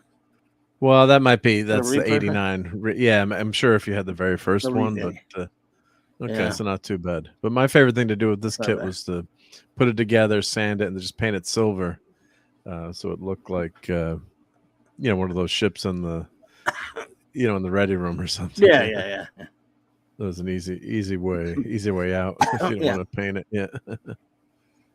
So, yep. The Trek 3 one. Oh, Star Trek 4. Yep. There's a Trek 3 one up there with the Klingon ship attacking. Which one? This one? Yeah, the Grissom. No, the Grissom was. Oh, that looks like a repro or some kind of something of. Yeah, that 3 kit. Yeah. 3-ship kit. Yeah. Oh, together, the Bird of Prey and the Grissom. Cool. Search for Spock. Yep. 2-pack. That's kind of cool. You broke your little ships exactly, Daisy. Oh dear. Yeah. There you go. Let's blow it up. Target engines only. Bach. Blows up the damn ship. Come on, soon. Sotane. He said, she said, I wanted prisoners. And he said, lucky shot, but already shot him. Which was hot dog Bach, which was animal. This is a nice set too. I think I have this one too. I know I definitely had this one. Yeah. With the 3. Wow, what is it? Oh, why are there? What is that now? Which one? Well, I think it's the original, the refit, and then the D. Yep. Original TV movie version. Enterprise D. Next gen. Yep. Plated in chrome. Nice. Yep. You broke your little ships. Yep, that's from First Contact there. Well done, Daisy. Oh, look at that. Yeah. Is he on Berengarius 7, I wonder? No. No, that's not a dragon. Sorry. Look at that. Yes. There is from Annexar. Loves the spaceships. They allegedly finished the Annexar movie. Kal-El says, I always wondered if after First Contact, when they took the Enterprise E in for repairs, if Picard blamed the Borg for smashing the glass and breaking his little ships. Have you? I never wondered that myself. But, yeah, I'd blame them. It was all their fault to begin with. Yeah. Oh, this So is a Dave cool says, old set. how many Enterprise ships have there been? 11, 12? Well, according to Trials and Tribulations, at one point there have been 6. Well, they officially I mean, the from last one Enterprise, they was go up to E. Enterprise J. Yeah, they go up to technically they go up to J, but as far Because as when they go to the that have been future, in remember they stories, right? Oh yeah, there's J definitely. Daniel's on J. So, but as far as chronicled stories, other than that mention or that brief look at Earth A in the far, Enterprise A and J rather in the far flung future. As far as that have been on shows, it's going to be original through E, right? Yep, and But then well, and plus I guess your Enterprise. Enterprise 2 has the name, right? Yep. So I guess you'd count that NX-01, and then there's the NX-01 refit that I don't know if they consider that canon, but I don't think that's in the Enterprise, like for the show canon or whatever. But sorry, you never got had okay. it, but yeah. NX01. That's Then we don't 11. know. There may be another we don't know. Okay, so that's one. NX01, right? I'm talking Yep. about what we know. Original What we've Constitution seen, yeah. class, which is called the Constitution was the first one that came. Enterprise. That's one TV series, right? Yep. Even though motion pictures the same ship almost completely redone, that's the go with 3, right? Yep. And so then you got it's in Wrath of Khan, and it gets blown up in Trek 3. So that's 3, right? Then Yep. the Yorktown got renamed the Enterprise A. No bloody Yep. A, B, a C, or a D. That's foe right there. B would be 5 in Gibberations with Captain Harriman, Captain Cameron Fry Harrington, Harriman, right? John Harriman, I think. Then you got C for Yesterday's Enterprise. Well, we all know about D and T and G. That'd be 7, right? Yep. E is 8. So F. But we know there's going to be an F. But but we didn't see talking the about F, so yeah. one's chronicled Well, we've on the actually show. seen, Yeah. yeah. We've seen J like a pic. We know there's a J, so obviously there has to be a lot more. So I'm just saying, as far as seen in either show or real movies, if you want to say since we saw J, technically make it 9. We did see J, right? I mean, just for a second, it wasn't the full ship, but right, you did see it, yeah. So that we've actually seen in something, 9. Yeah, I mean, we know there's an F, I, but and then you eventually J. We haven't seen it though, yeah. Brian says the Yorktown thing was from an AM model kit, though. Yeah, but it's also in the Star Trek Encyclopedia. Yep, they say that's what they did because they couldn't have built the ship that quickly, so they said they just renamed it. Yeah, I'd say Phase 2 does not count, in my opinion, Death Ray, because it didn't get made. Yeah, and remember, they reworked the pilot Phase 2, which was called In Thy Image. They reworked that into TMP, the Alan D. Foster script. And I think they changed the model too a little bit too for the ship. But. Yeah, they changed the model a good bit. And in honor of that, here's what Scotty's and you don't got. Count. I'm not going to count Star Trek Continues either, because that, that presumes something we can't know about. They had some later episodes of that where they had, I don't know if you know, but the nacelles that you see on the refit and motion picture. There was an episode I saw of Star Trek Continues that had Carol Marcus in it, and it had those nacelles, and it was during the 5-year mission. Yeah, so I don't buy into it. But go ahead. Let's ask Scotty. No bloody A, B, C, or D.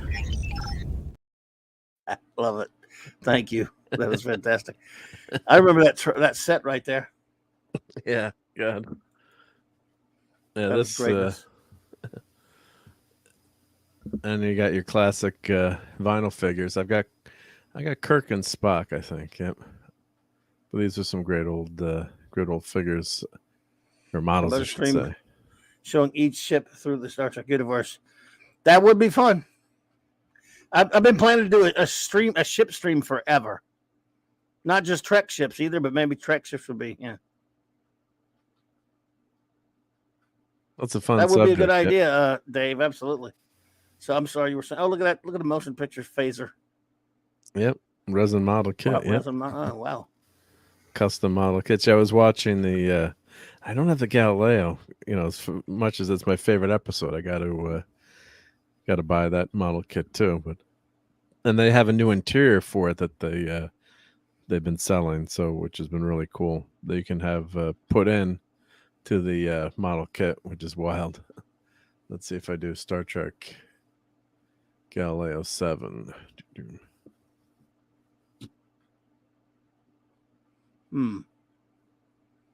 Yeah, I love that shuttle. Classic design. Well, Donnie's having pizza. Damn, Nice. good stuff. I don't even know the name of what I had tonight, but it was pretty good. From Yeah, Costco. so here's the polar lights with interior. So this is so cool. You can take the let's see if this is a better picture. There we go. Oh my God! So Someone's knocked the top off of it, Yeah, and they're flying in space and everything. Can't breathe. they can't breathe. So based on the looks like it's episode based, huh? Or no? I don't know. Is that Kirk at the helm there? I guess so. So it's not episode Yeah, based. not episode. I don't think it's a Galileo 7 specified. Yeah, but it is the Galileo though. Yeah. Yep. So I don't know if that's Where's the polar Columbia? lights. So I guess you think you can just take the top off though in this one, but Yeah, that's beautiful. I love yeah, it. so you can take So I gotta buy that one too. Because what happens too? These kits go out of print eventually, and then you're stuck. And then you can't. You can always buy it and then let it sit on the shelf, and then build it someday. But let's see, larger image. Yep. I think the top came off. I'm not sure. Yeah. Donnie Beerson's, I'm not sure who you're referring to, says Mystic Spinney's Enterprise A was his response to Enterprise D. I'm not sure who that is, but he says, I don't judge him for hating that Galaxy class starship by a long shot. Well, I'm glad you're not judging him, but I'm not sure who that is, but it says, I myself love Enterprise D and the motion picture refit. I love the motion picture refit. That's my favorite all-time ship. I don't have anything too much against the E. I mean, oh, you got the E. I mean, I thought you were talking about D. No, Or I D, I really do like E as well, Donnie. D, I'm kind of, it's okay, but I'm with you, Donnie. I really like E. But you could judge me anytime, and I wouldn't mind. Just saying.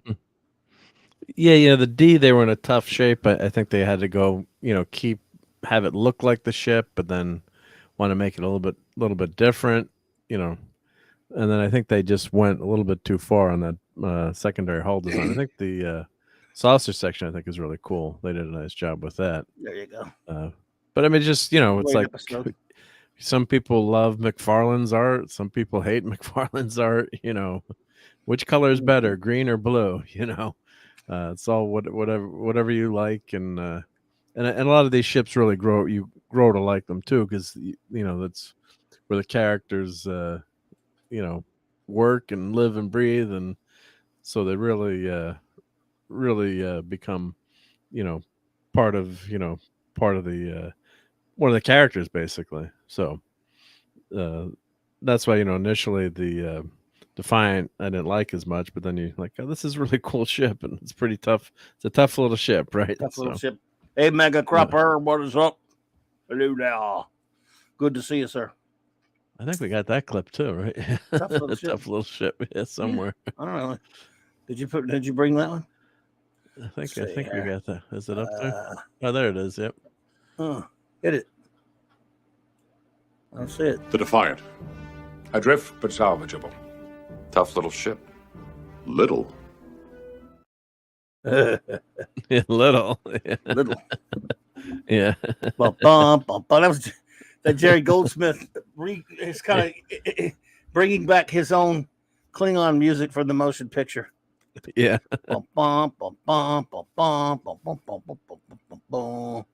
But look how much work it is to do this. So That's some work there, partner. to paint it.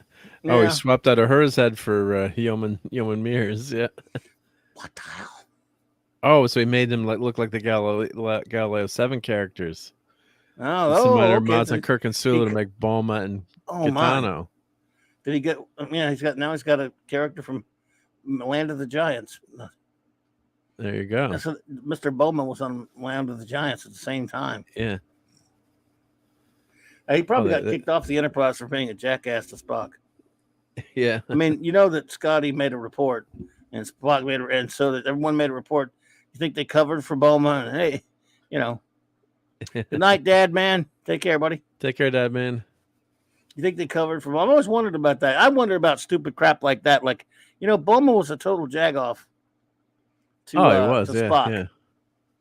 And even where Scotty and McCoy slammed his ass over it. So at the end, he went on the bridge yucking it up with everybody else. So he's like, I don't want to be on this ship. Yeah. I don't want to be on the ship with this Vulcan. That bigot. So I wonder.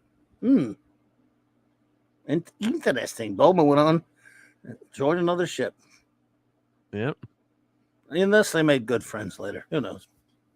I don't think so. Well, it's nice. Yeah, this That's guy did a pretty nice cool. job. Yeah. Yeah, so he's got That's nice. the interior. Yeah, so you can see the characters through the window. Yep. And I'm Wow. assuming you could take must take the top. Usually with these kits, you can take the top off. Yep. Yeah. So, yeah, so you can buy the interior separately, I think. Yeah. You can buy just the interior. That's what I was reading. So you can buy the $75 for the Polar Lights shuttle. Or you could just buy the interior. Yep. I gotta get this here. And great for dioramas. Oh, look how cool this is. Oh my goodness gracious. Wow. Oh, Can't show God. it though. No, I can't, but we can Can't just show it, but no, we can't, but you can watch it all. I'll copy the link. I'll copy video URL and I'll just put that in so people can and I'll put this article in too so people can check out this art. You always want to credit the people that do the work. So but yeah, look, so they made a diorama. Be good, Dad, man.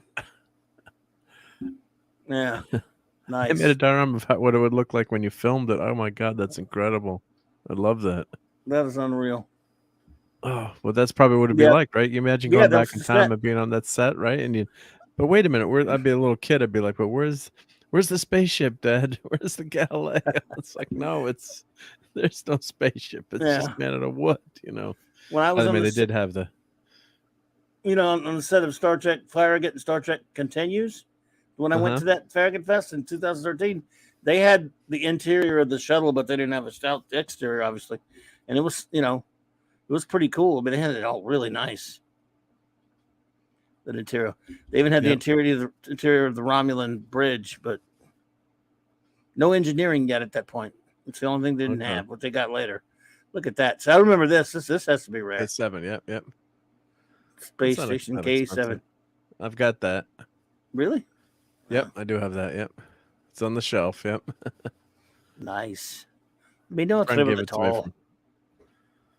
Friend gave it to me for birthday. Yep. Larry, what is up, buddy? Good to see you, my friend. Oh, the that Admiral Kirk. Oh, those figures are so great. Yep. Oh, what happened to the Enterprise D? Now this was a big controversy with the Eagle Moss They had a huge Enterprise D, like a 3-foot long kit that you subscribe to it, and each month you get a few pieces. And some people said the pieces weren't fitting together well, and it was there's some great YouTube videos out there. Some people just said to cut their losses. Get the concept of day 70s. What's up, buddy? Day 70s. Yeah, man. Good to see you. See, I don't get the concept of that for something like this because. Why don't you just send, the whole thing in pieces? I mean, you start working on the sucker. I mean, even if they hadn't been messed up, right? And you go, I got this part put together. Now I got to wait till next month to get the next piece. I'll just put this over here. We have to wait every month for more of it. Yeah. That's Well, weird. it's an old sales model, paying per month, and then I'm trying to remember But to who build first did something it. though, Yeah, so they've been doing that's that for crazy. years, yeah. Okay, fair. And It's a well, fair because cop. of the thing is because it's so damn expensive, so you pay a little bit as you go. Yeah, I'm trying to remember the first model kit that did it, but it's that's an true, old, Stephen. At least it wasn't crowdfunded. yeah. But the problem is then one guy just said he spent like $300 on a ship, and he said that's it. I'm throwing it out, or I'm just it was such a disaster. So just want to see what they say Oh, here. cripes. So it's getting a new life under new management from 2 different companies. The Build the Enterprise D program is being taken over by Agostini through their Fan Home brand, and it's just officially relaunched the program. Well, that's a good news to all the people that had to spend a lot of money on the ship. And later Right. this year, models from the popular Hero line of Star Trek collector starships will go on sale again. Great. Through He-Side's Master Replicas brand. Oh, that's great. So that's the Eagle Moss ship. Yep. Because, they've got the molds, they've got all the dyes, so it doesn't cost much to keep doing this. So, let's see, all the subscribers were left with incomplete models at various stages of completion based on when they started, with some as close as 80% finished. So could you imagine that, spending, hundreds of Jeez. dollars And you're on not going to something get the like whole that, thing. and you want to get the whole thing? Right. And you're Well, not it's going to get the rest of $55 it. a month. Oh, 4 building that's kits each insane month in a small. magazine. Yep. That's freaking nuts, man. Oh, those had to Wow. be. That's I mean, it looked you pretty got to be a cool. serious hardcore dude to be able to put that thing together. So those are some, those guys weren't messing around. That thing cannot Yeah. be easy to put together. Yeah. I mean, they're not just model makers. I mean, those are huge, right? This thing's big. Yeah. Wow. So they're setting up. So they're going to sell the remaining. I have a few of these. So they're going to sell the remaining models of the Master Replicas brand. Right. Yep. Mm.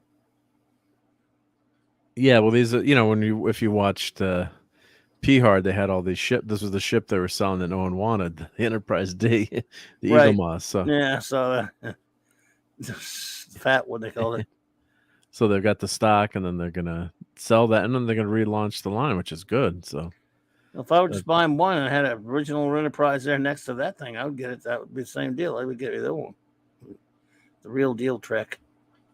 Yeah, well, that's good that they're returning. Yep. So that's a great great thing. Yeah, if I Google this, it's the Eagle Moss Enterprise D build. Just so show some pictures, just so everyone gets an idea of what this.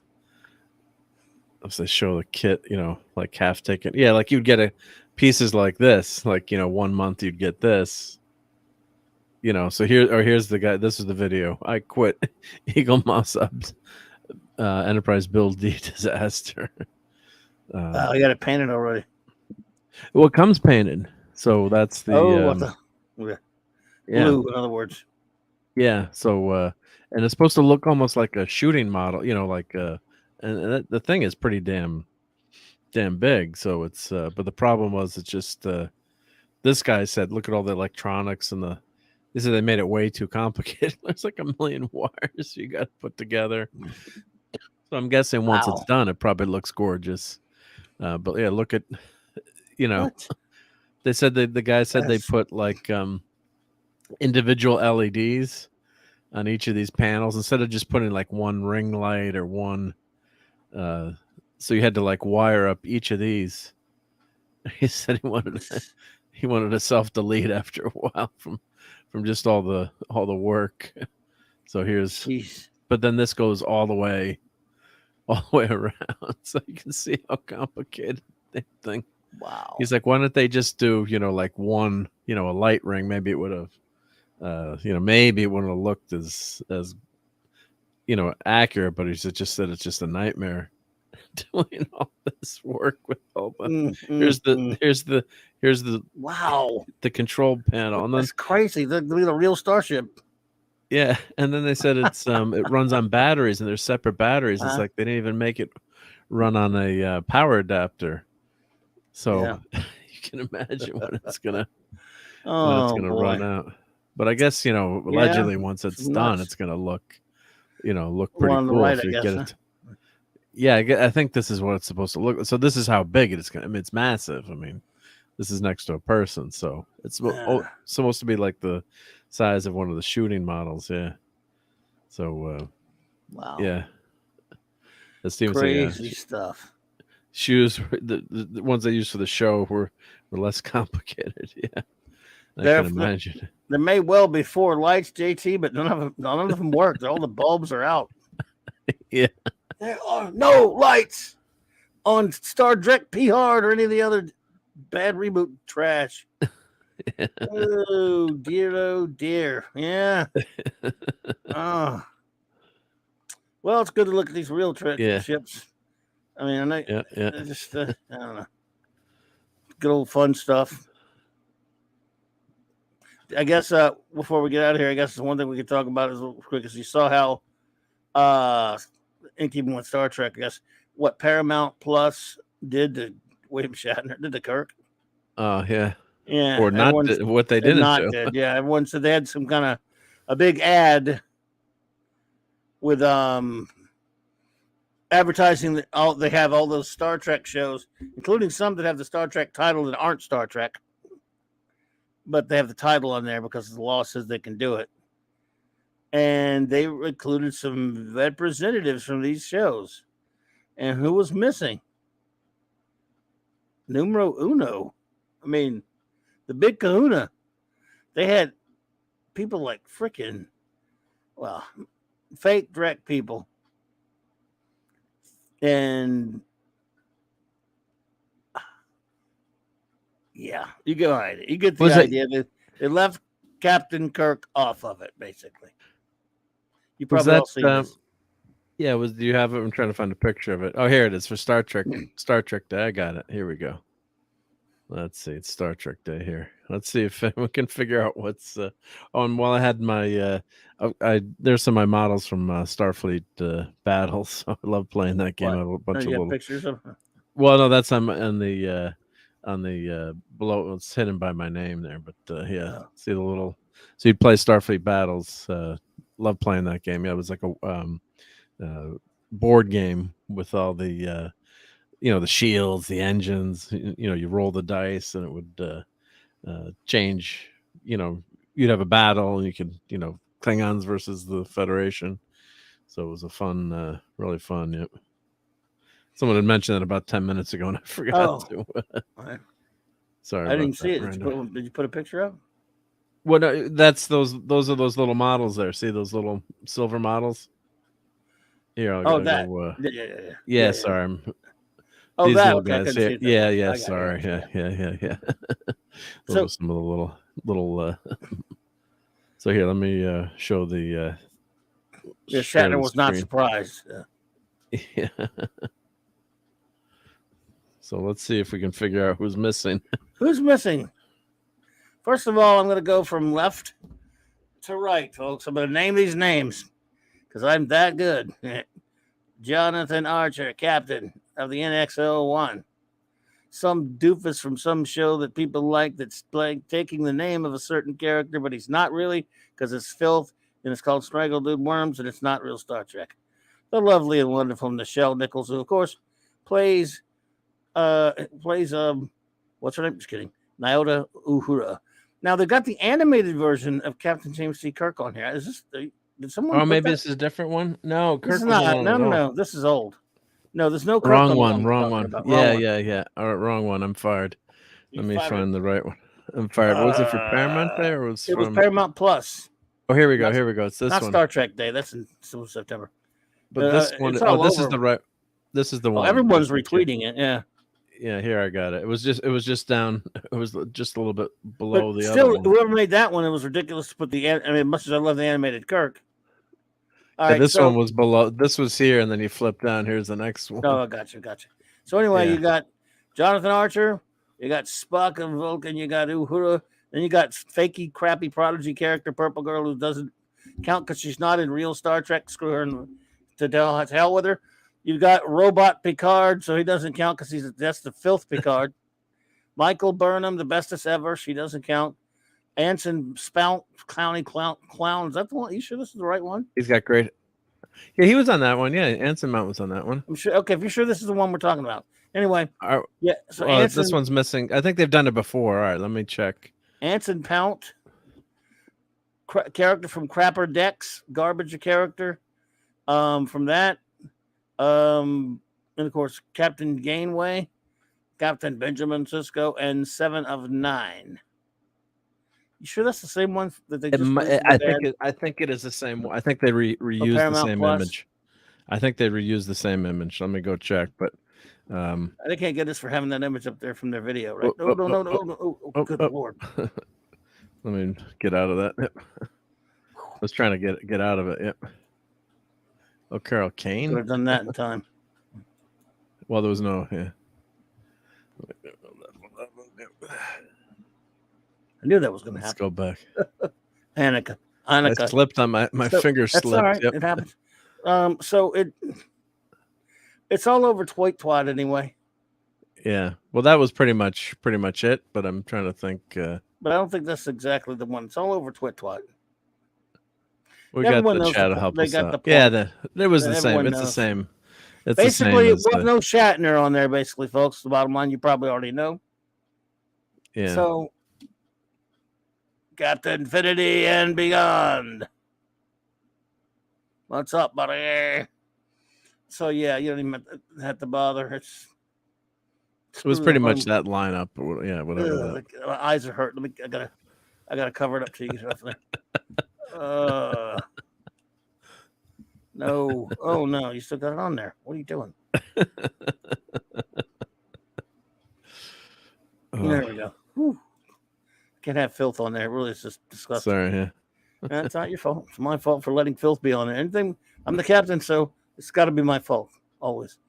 So basically, they disrespect the character of Kirk and of course William Shatner. Oh, I saved one from earlier from Oliver. I forgot to say. He says he plans to see John Wick 4. Clancy Brown will play the Harbinger, a high-ranking operative of the High Table. Okay. Clancy Brown, great actor. So, are you planning to see John Wick 4? Yeah, I'll probably see it. I'll probably go see it. Yep. How did it go last night for the Toxic Tuesday? Yeah, it was great. Yeah, no, it was fun. Yeah, no, it was a good, not as big of a crowd as the first Wick, but it was a fun time. Yep. So we always go kind of on some crazy tangents on that show, but it was, of course, it was a lot of fun. Yeah. So yeah, good point there, Larry. I mean, Shatner is touring the country with Wrath of Khan, making money for Paramount. Yet they erase Kirk from the post. They don't give a crap. He's the most important character in Trek, but who cares? You know. Yeah, Katie Carr got to see him at Wrath of Khan. Oh yes, right. Pretty awesome. Greatness. Yeah. Way to go, Katie. That's right. You sure did. That would have been. A buddy of mine got to go somewhere and see it. I forgot where it was up there. He lives up in WV, so I forget somewhere around there. He went to see him, I think. But yeah. Well, dang it, that's fun. Well, I guess I've kept everybody here long enough for considering it's a wild card Wednesday night and there's nothing really going on. So we can start to mosey, I guess, because it's late and it's almost the end of the week. And you know what comes on tonight? Actually, tomorrow, right?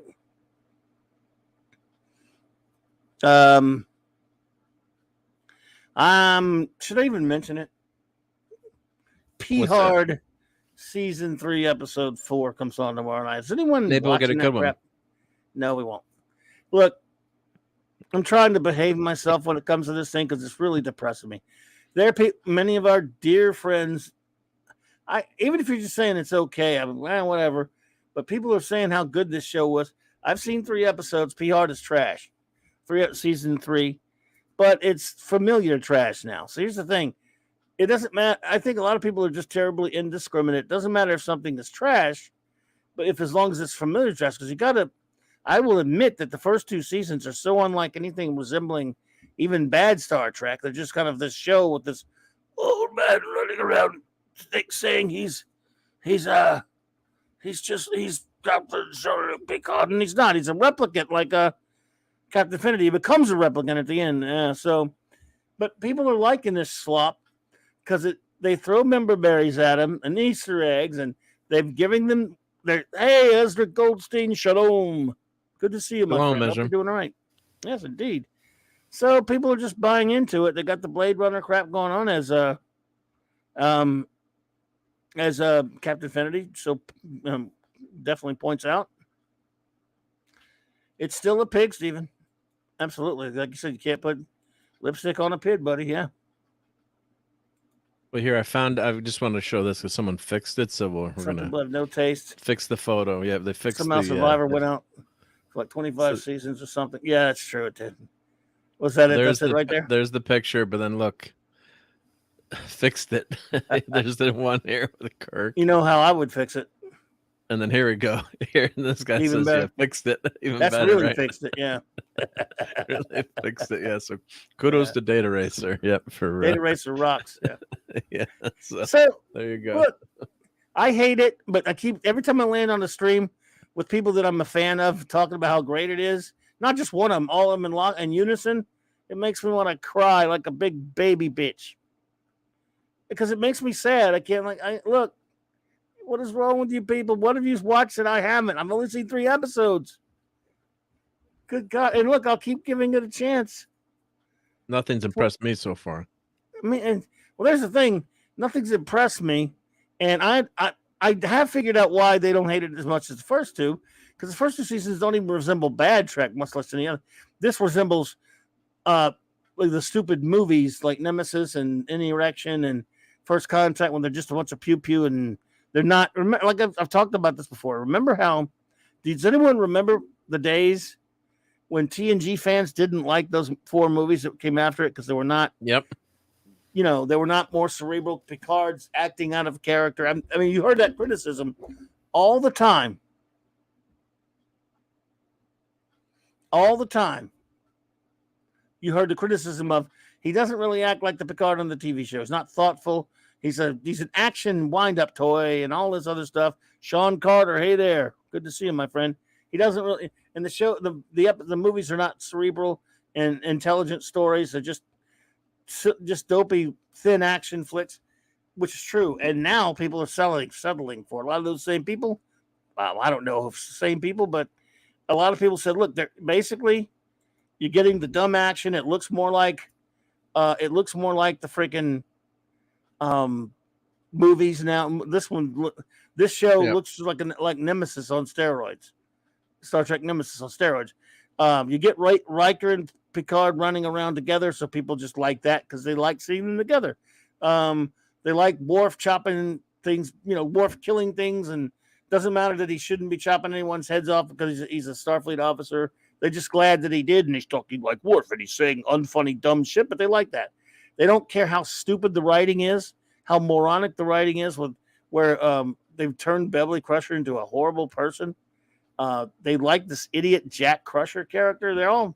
I've heard some people talking today. I love him, but he's the next Kirk or something. I'm like, what are you smoking? And like what you want to like. You know me, like what you want to like. But good God, all I'm saying is I don't understand how anyone can like it.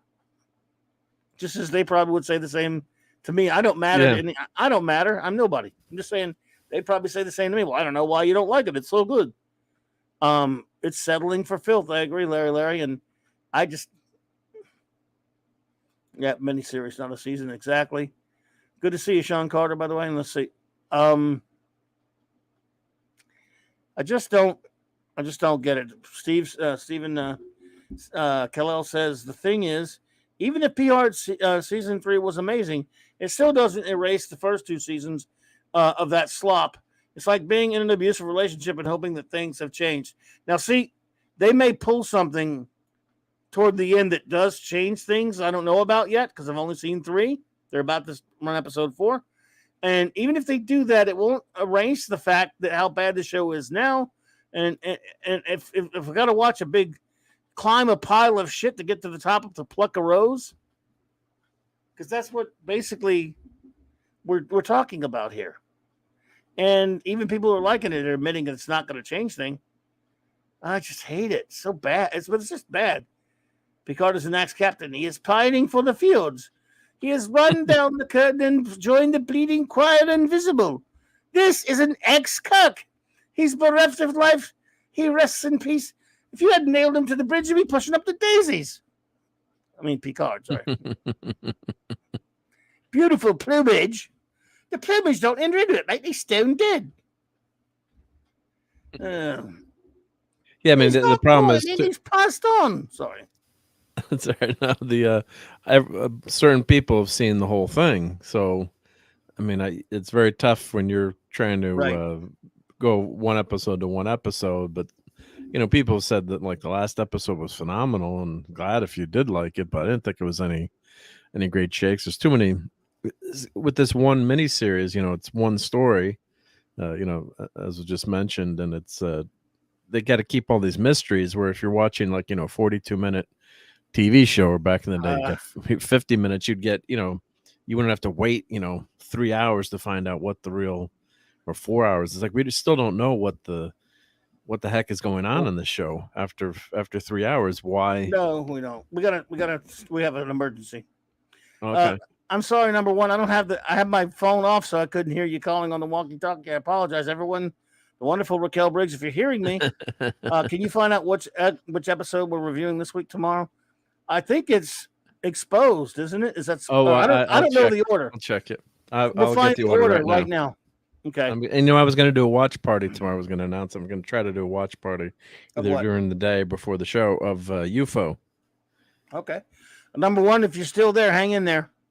Yeah, computer. Okay, hello, computer. So I'm sorry. I would have. I always have this thing off. Oh no, you shouldn't be doing that. You're bad, Raquel. Bad first officer. She gave a $10 Canadian super check, and she didn't even say anything. Bad. How dare you? I love you. Thank you so much. But yeah, I'm sorry about that. Wasn't ignoring. I just have the thing off. Yeah, mine is off too. I always turn the sound off during the show.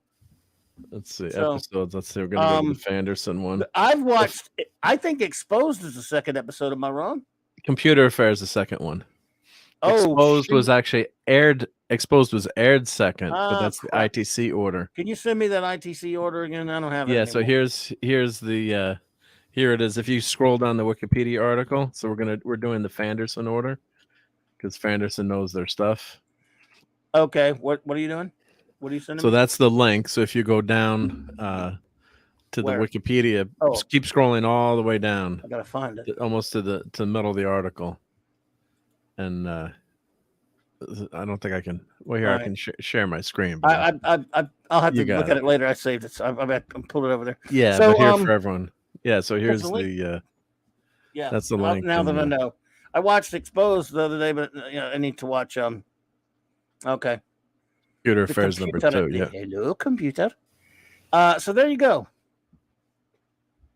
And then Flight Path number 3. Yep. Well, there we go. So this is the.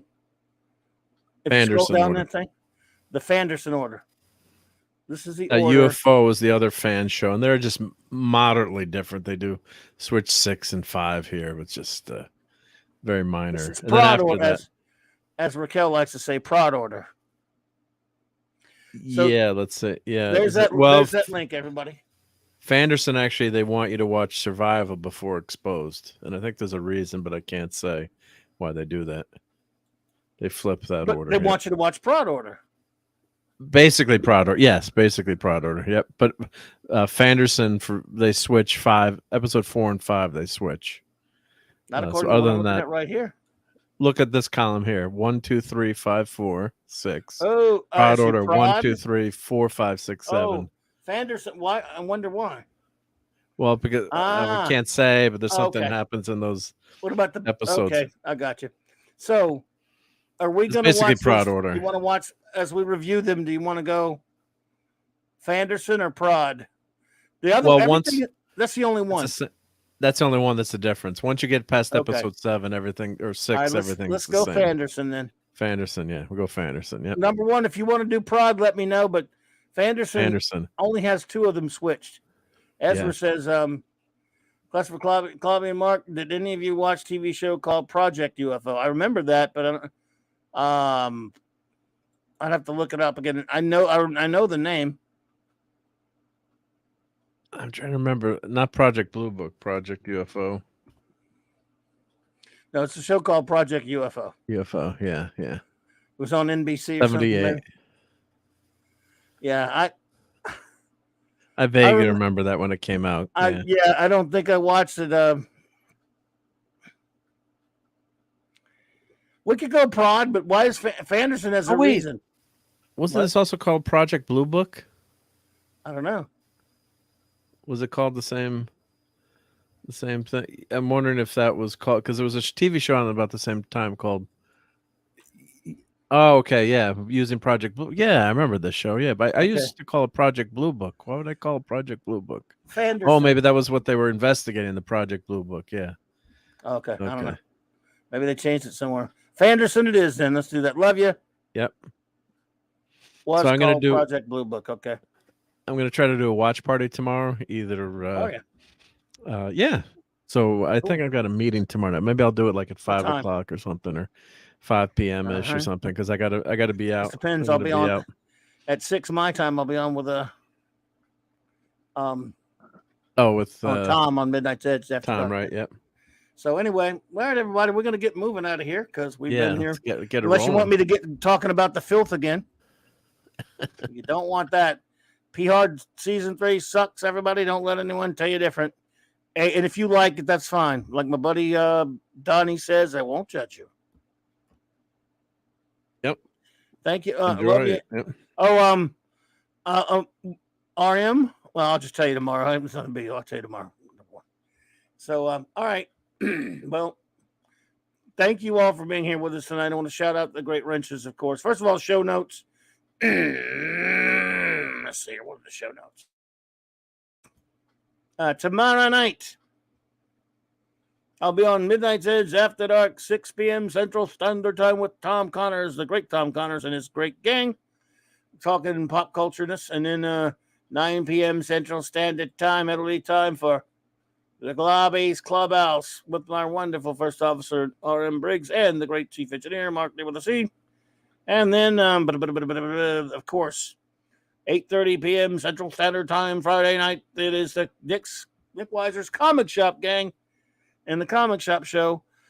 Part 2 of our review of The Rocketeer by Dave Stevens. And then Saturday night Star Trek, of course. 4 more episodes of Star Trek Deep Space Nine reviewed by my wonderful First Officer Commander R.M. Briggs and myself. And then, of course, there's the Sunday Night Geekery. I'll let Mark tell us a little bit more about that when he speaks. But that's always 10 p.m. Eastern Standard Time on Sunday nights. And then, of course, big double feature on the sad second anniversary, or close to it. That's actually Friday, of the passing of our dear friend Mark C. Mark C, yep. Yeah, the great Mark C. For Mark C. Comics Talk, there will be a double feature at 6 Eastern, 6 Central. The great J-Man will join me for another trip to Earth B, a Zany Haney presentation. We will have another review of a Batman, a Brave and the Bold Batman comic by the great Bob Haney and Jim Aparo, of course. So that will be a lot of fun. Looking forward to that. And then, of course, a basic standard Monday Night Mark C. Comics Talk, where we're going to just talk, just basic open talk, but we'll definitely talk about our dear friend Mark C. So before I go on with the shout outs and then to our wrenches, anything you want to announce? Well, but thank you. Yep. Always fun being on. Hail to the chat. Always a great time here. I just had another, I always try to do one video a day. So go check out my channel for that, put that Silver link. Surfer video. I shall put that link in, and also the Clubhouse link. So shout out to Mr. Angel for putting that together. Yep. So I'll try to do the watch part. How long? When does Midnight's Edge usually end on Thursday night? Anywhere. It's tricky, but sometimes as long as around 8ish, maybe to 8:30 sometimes. So Yep. All right. Well, I everyone won't take a chance. I better watch the episode before that. Yeah, you better watch it before. Yeah, but everyone check Twitter, check the channel. Okay. I'll try to I'll be do a there if I watch can. party. It'd be fun to do either before the show, or I got to see what my schedule's like tomorrow. But I think that'd be fun to do every week, do a watch party for UFO, and then we it would talk be. about it during the clubhouse later. And Sunday Night Geekery. I guess we'll be talking some more Picard. Because the episode will be out, and probably some Scooby. Maybe even watch that movie. We could talk about it. Yeah. And whatever else comes up, and of course, always food. I mean, I derailed the comic book roundtable tonight with the talk of food. I guess a little bit in the chat. I wasn't even there in the chat. So, well done. Yep. All right, Duder. Well, let's say our goodbyes. We'll just shout the wrenches out, then we'll get out of here, because we'll shout everybody out proper tomorrow night. The great Eric K, as always, the Bronze Richard. Thank you so much, buddy. Take care of that beautiful puppy dog, Kirby. The great Chris Persia, master of all that is Canadian wrench of the North. Thank you, buddy. Appreciate you for all you do. D. Bud Martin, the wrench of iron. Thank you, my friend. LT was not here, but still, shout out to the great LT and the great lady thought this well. Avon lives long, live the Legion, and shout out to their little puppy dog, so cute. My partner in crime on Earth, B, the great J-Man, the wrench without fear. Hungry Boy, Master the Claboni, Kal-El, the super wrench. Maddie's daddy, wielder of Reach Malnier, and that old rascal fancy outsider. And of course, Miss Minion was here, so let's say hi to the pupper doggy. And everyone, thank you so much for being here with us tonight. I really appreciate you. Appreciate you hanging with me, just hanging out. I know I didn't have any particular thing to talk about, and you guys helped it by just hanging out with me and participating. And what a great bunch of pals you all are. And I thank you so much. Member stream coming soon. I'll make an announcement by the end of the week, I hope.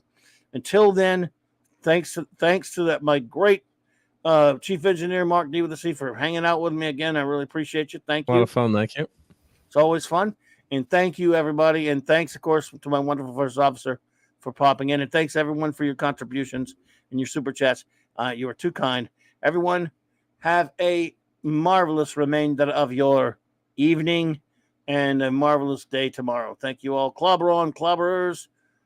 Yeah.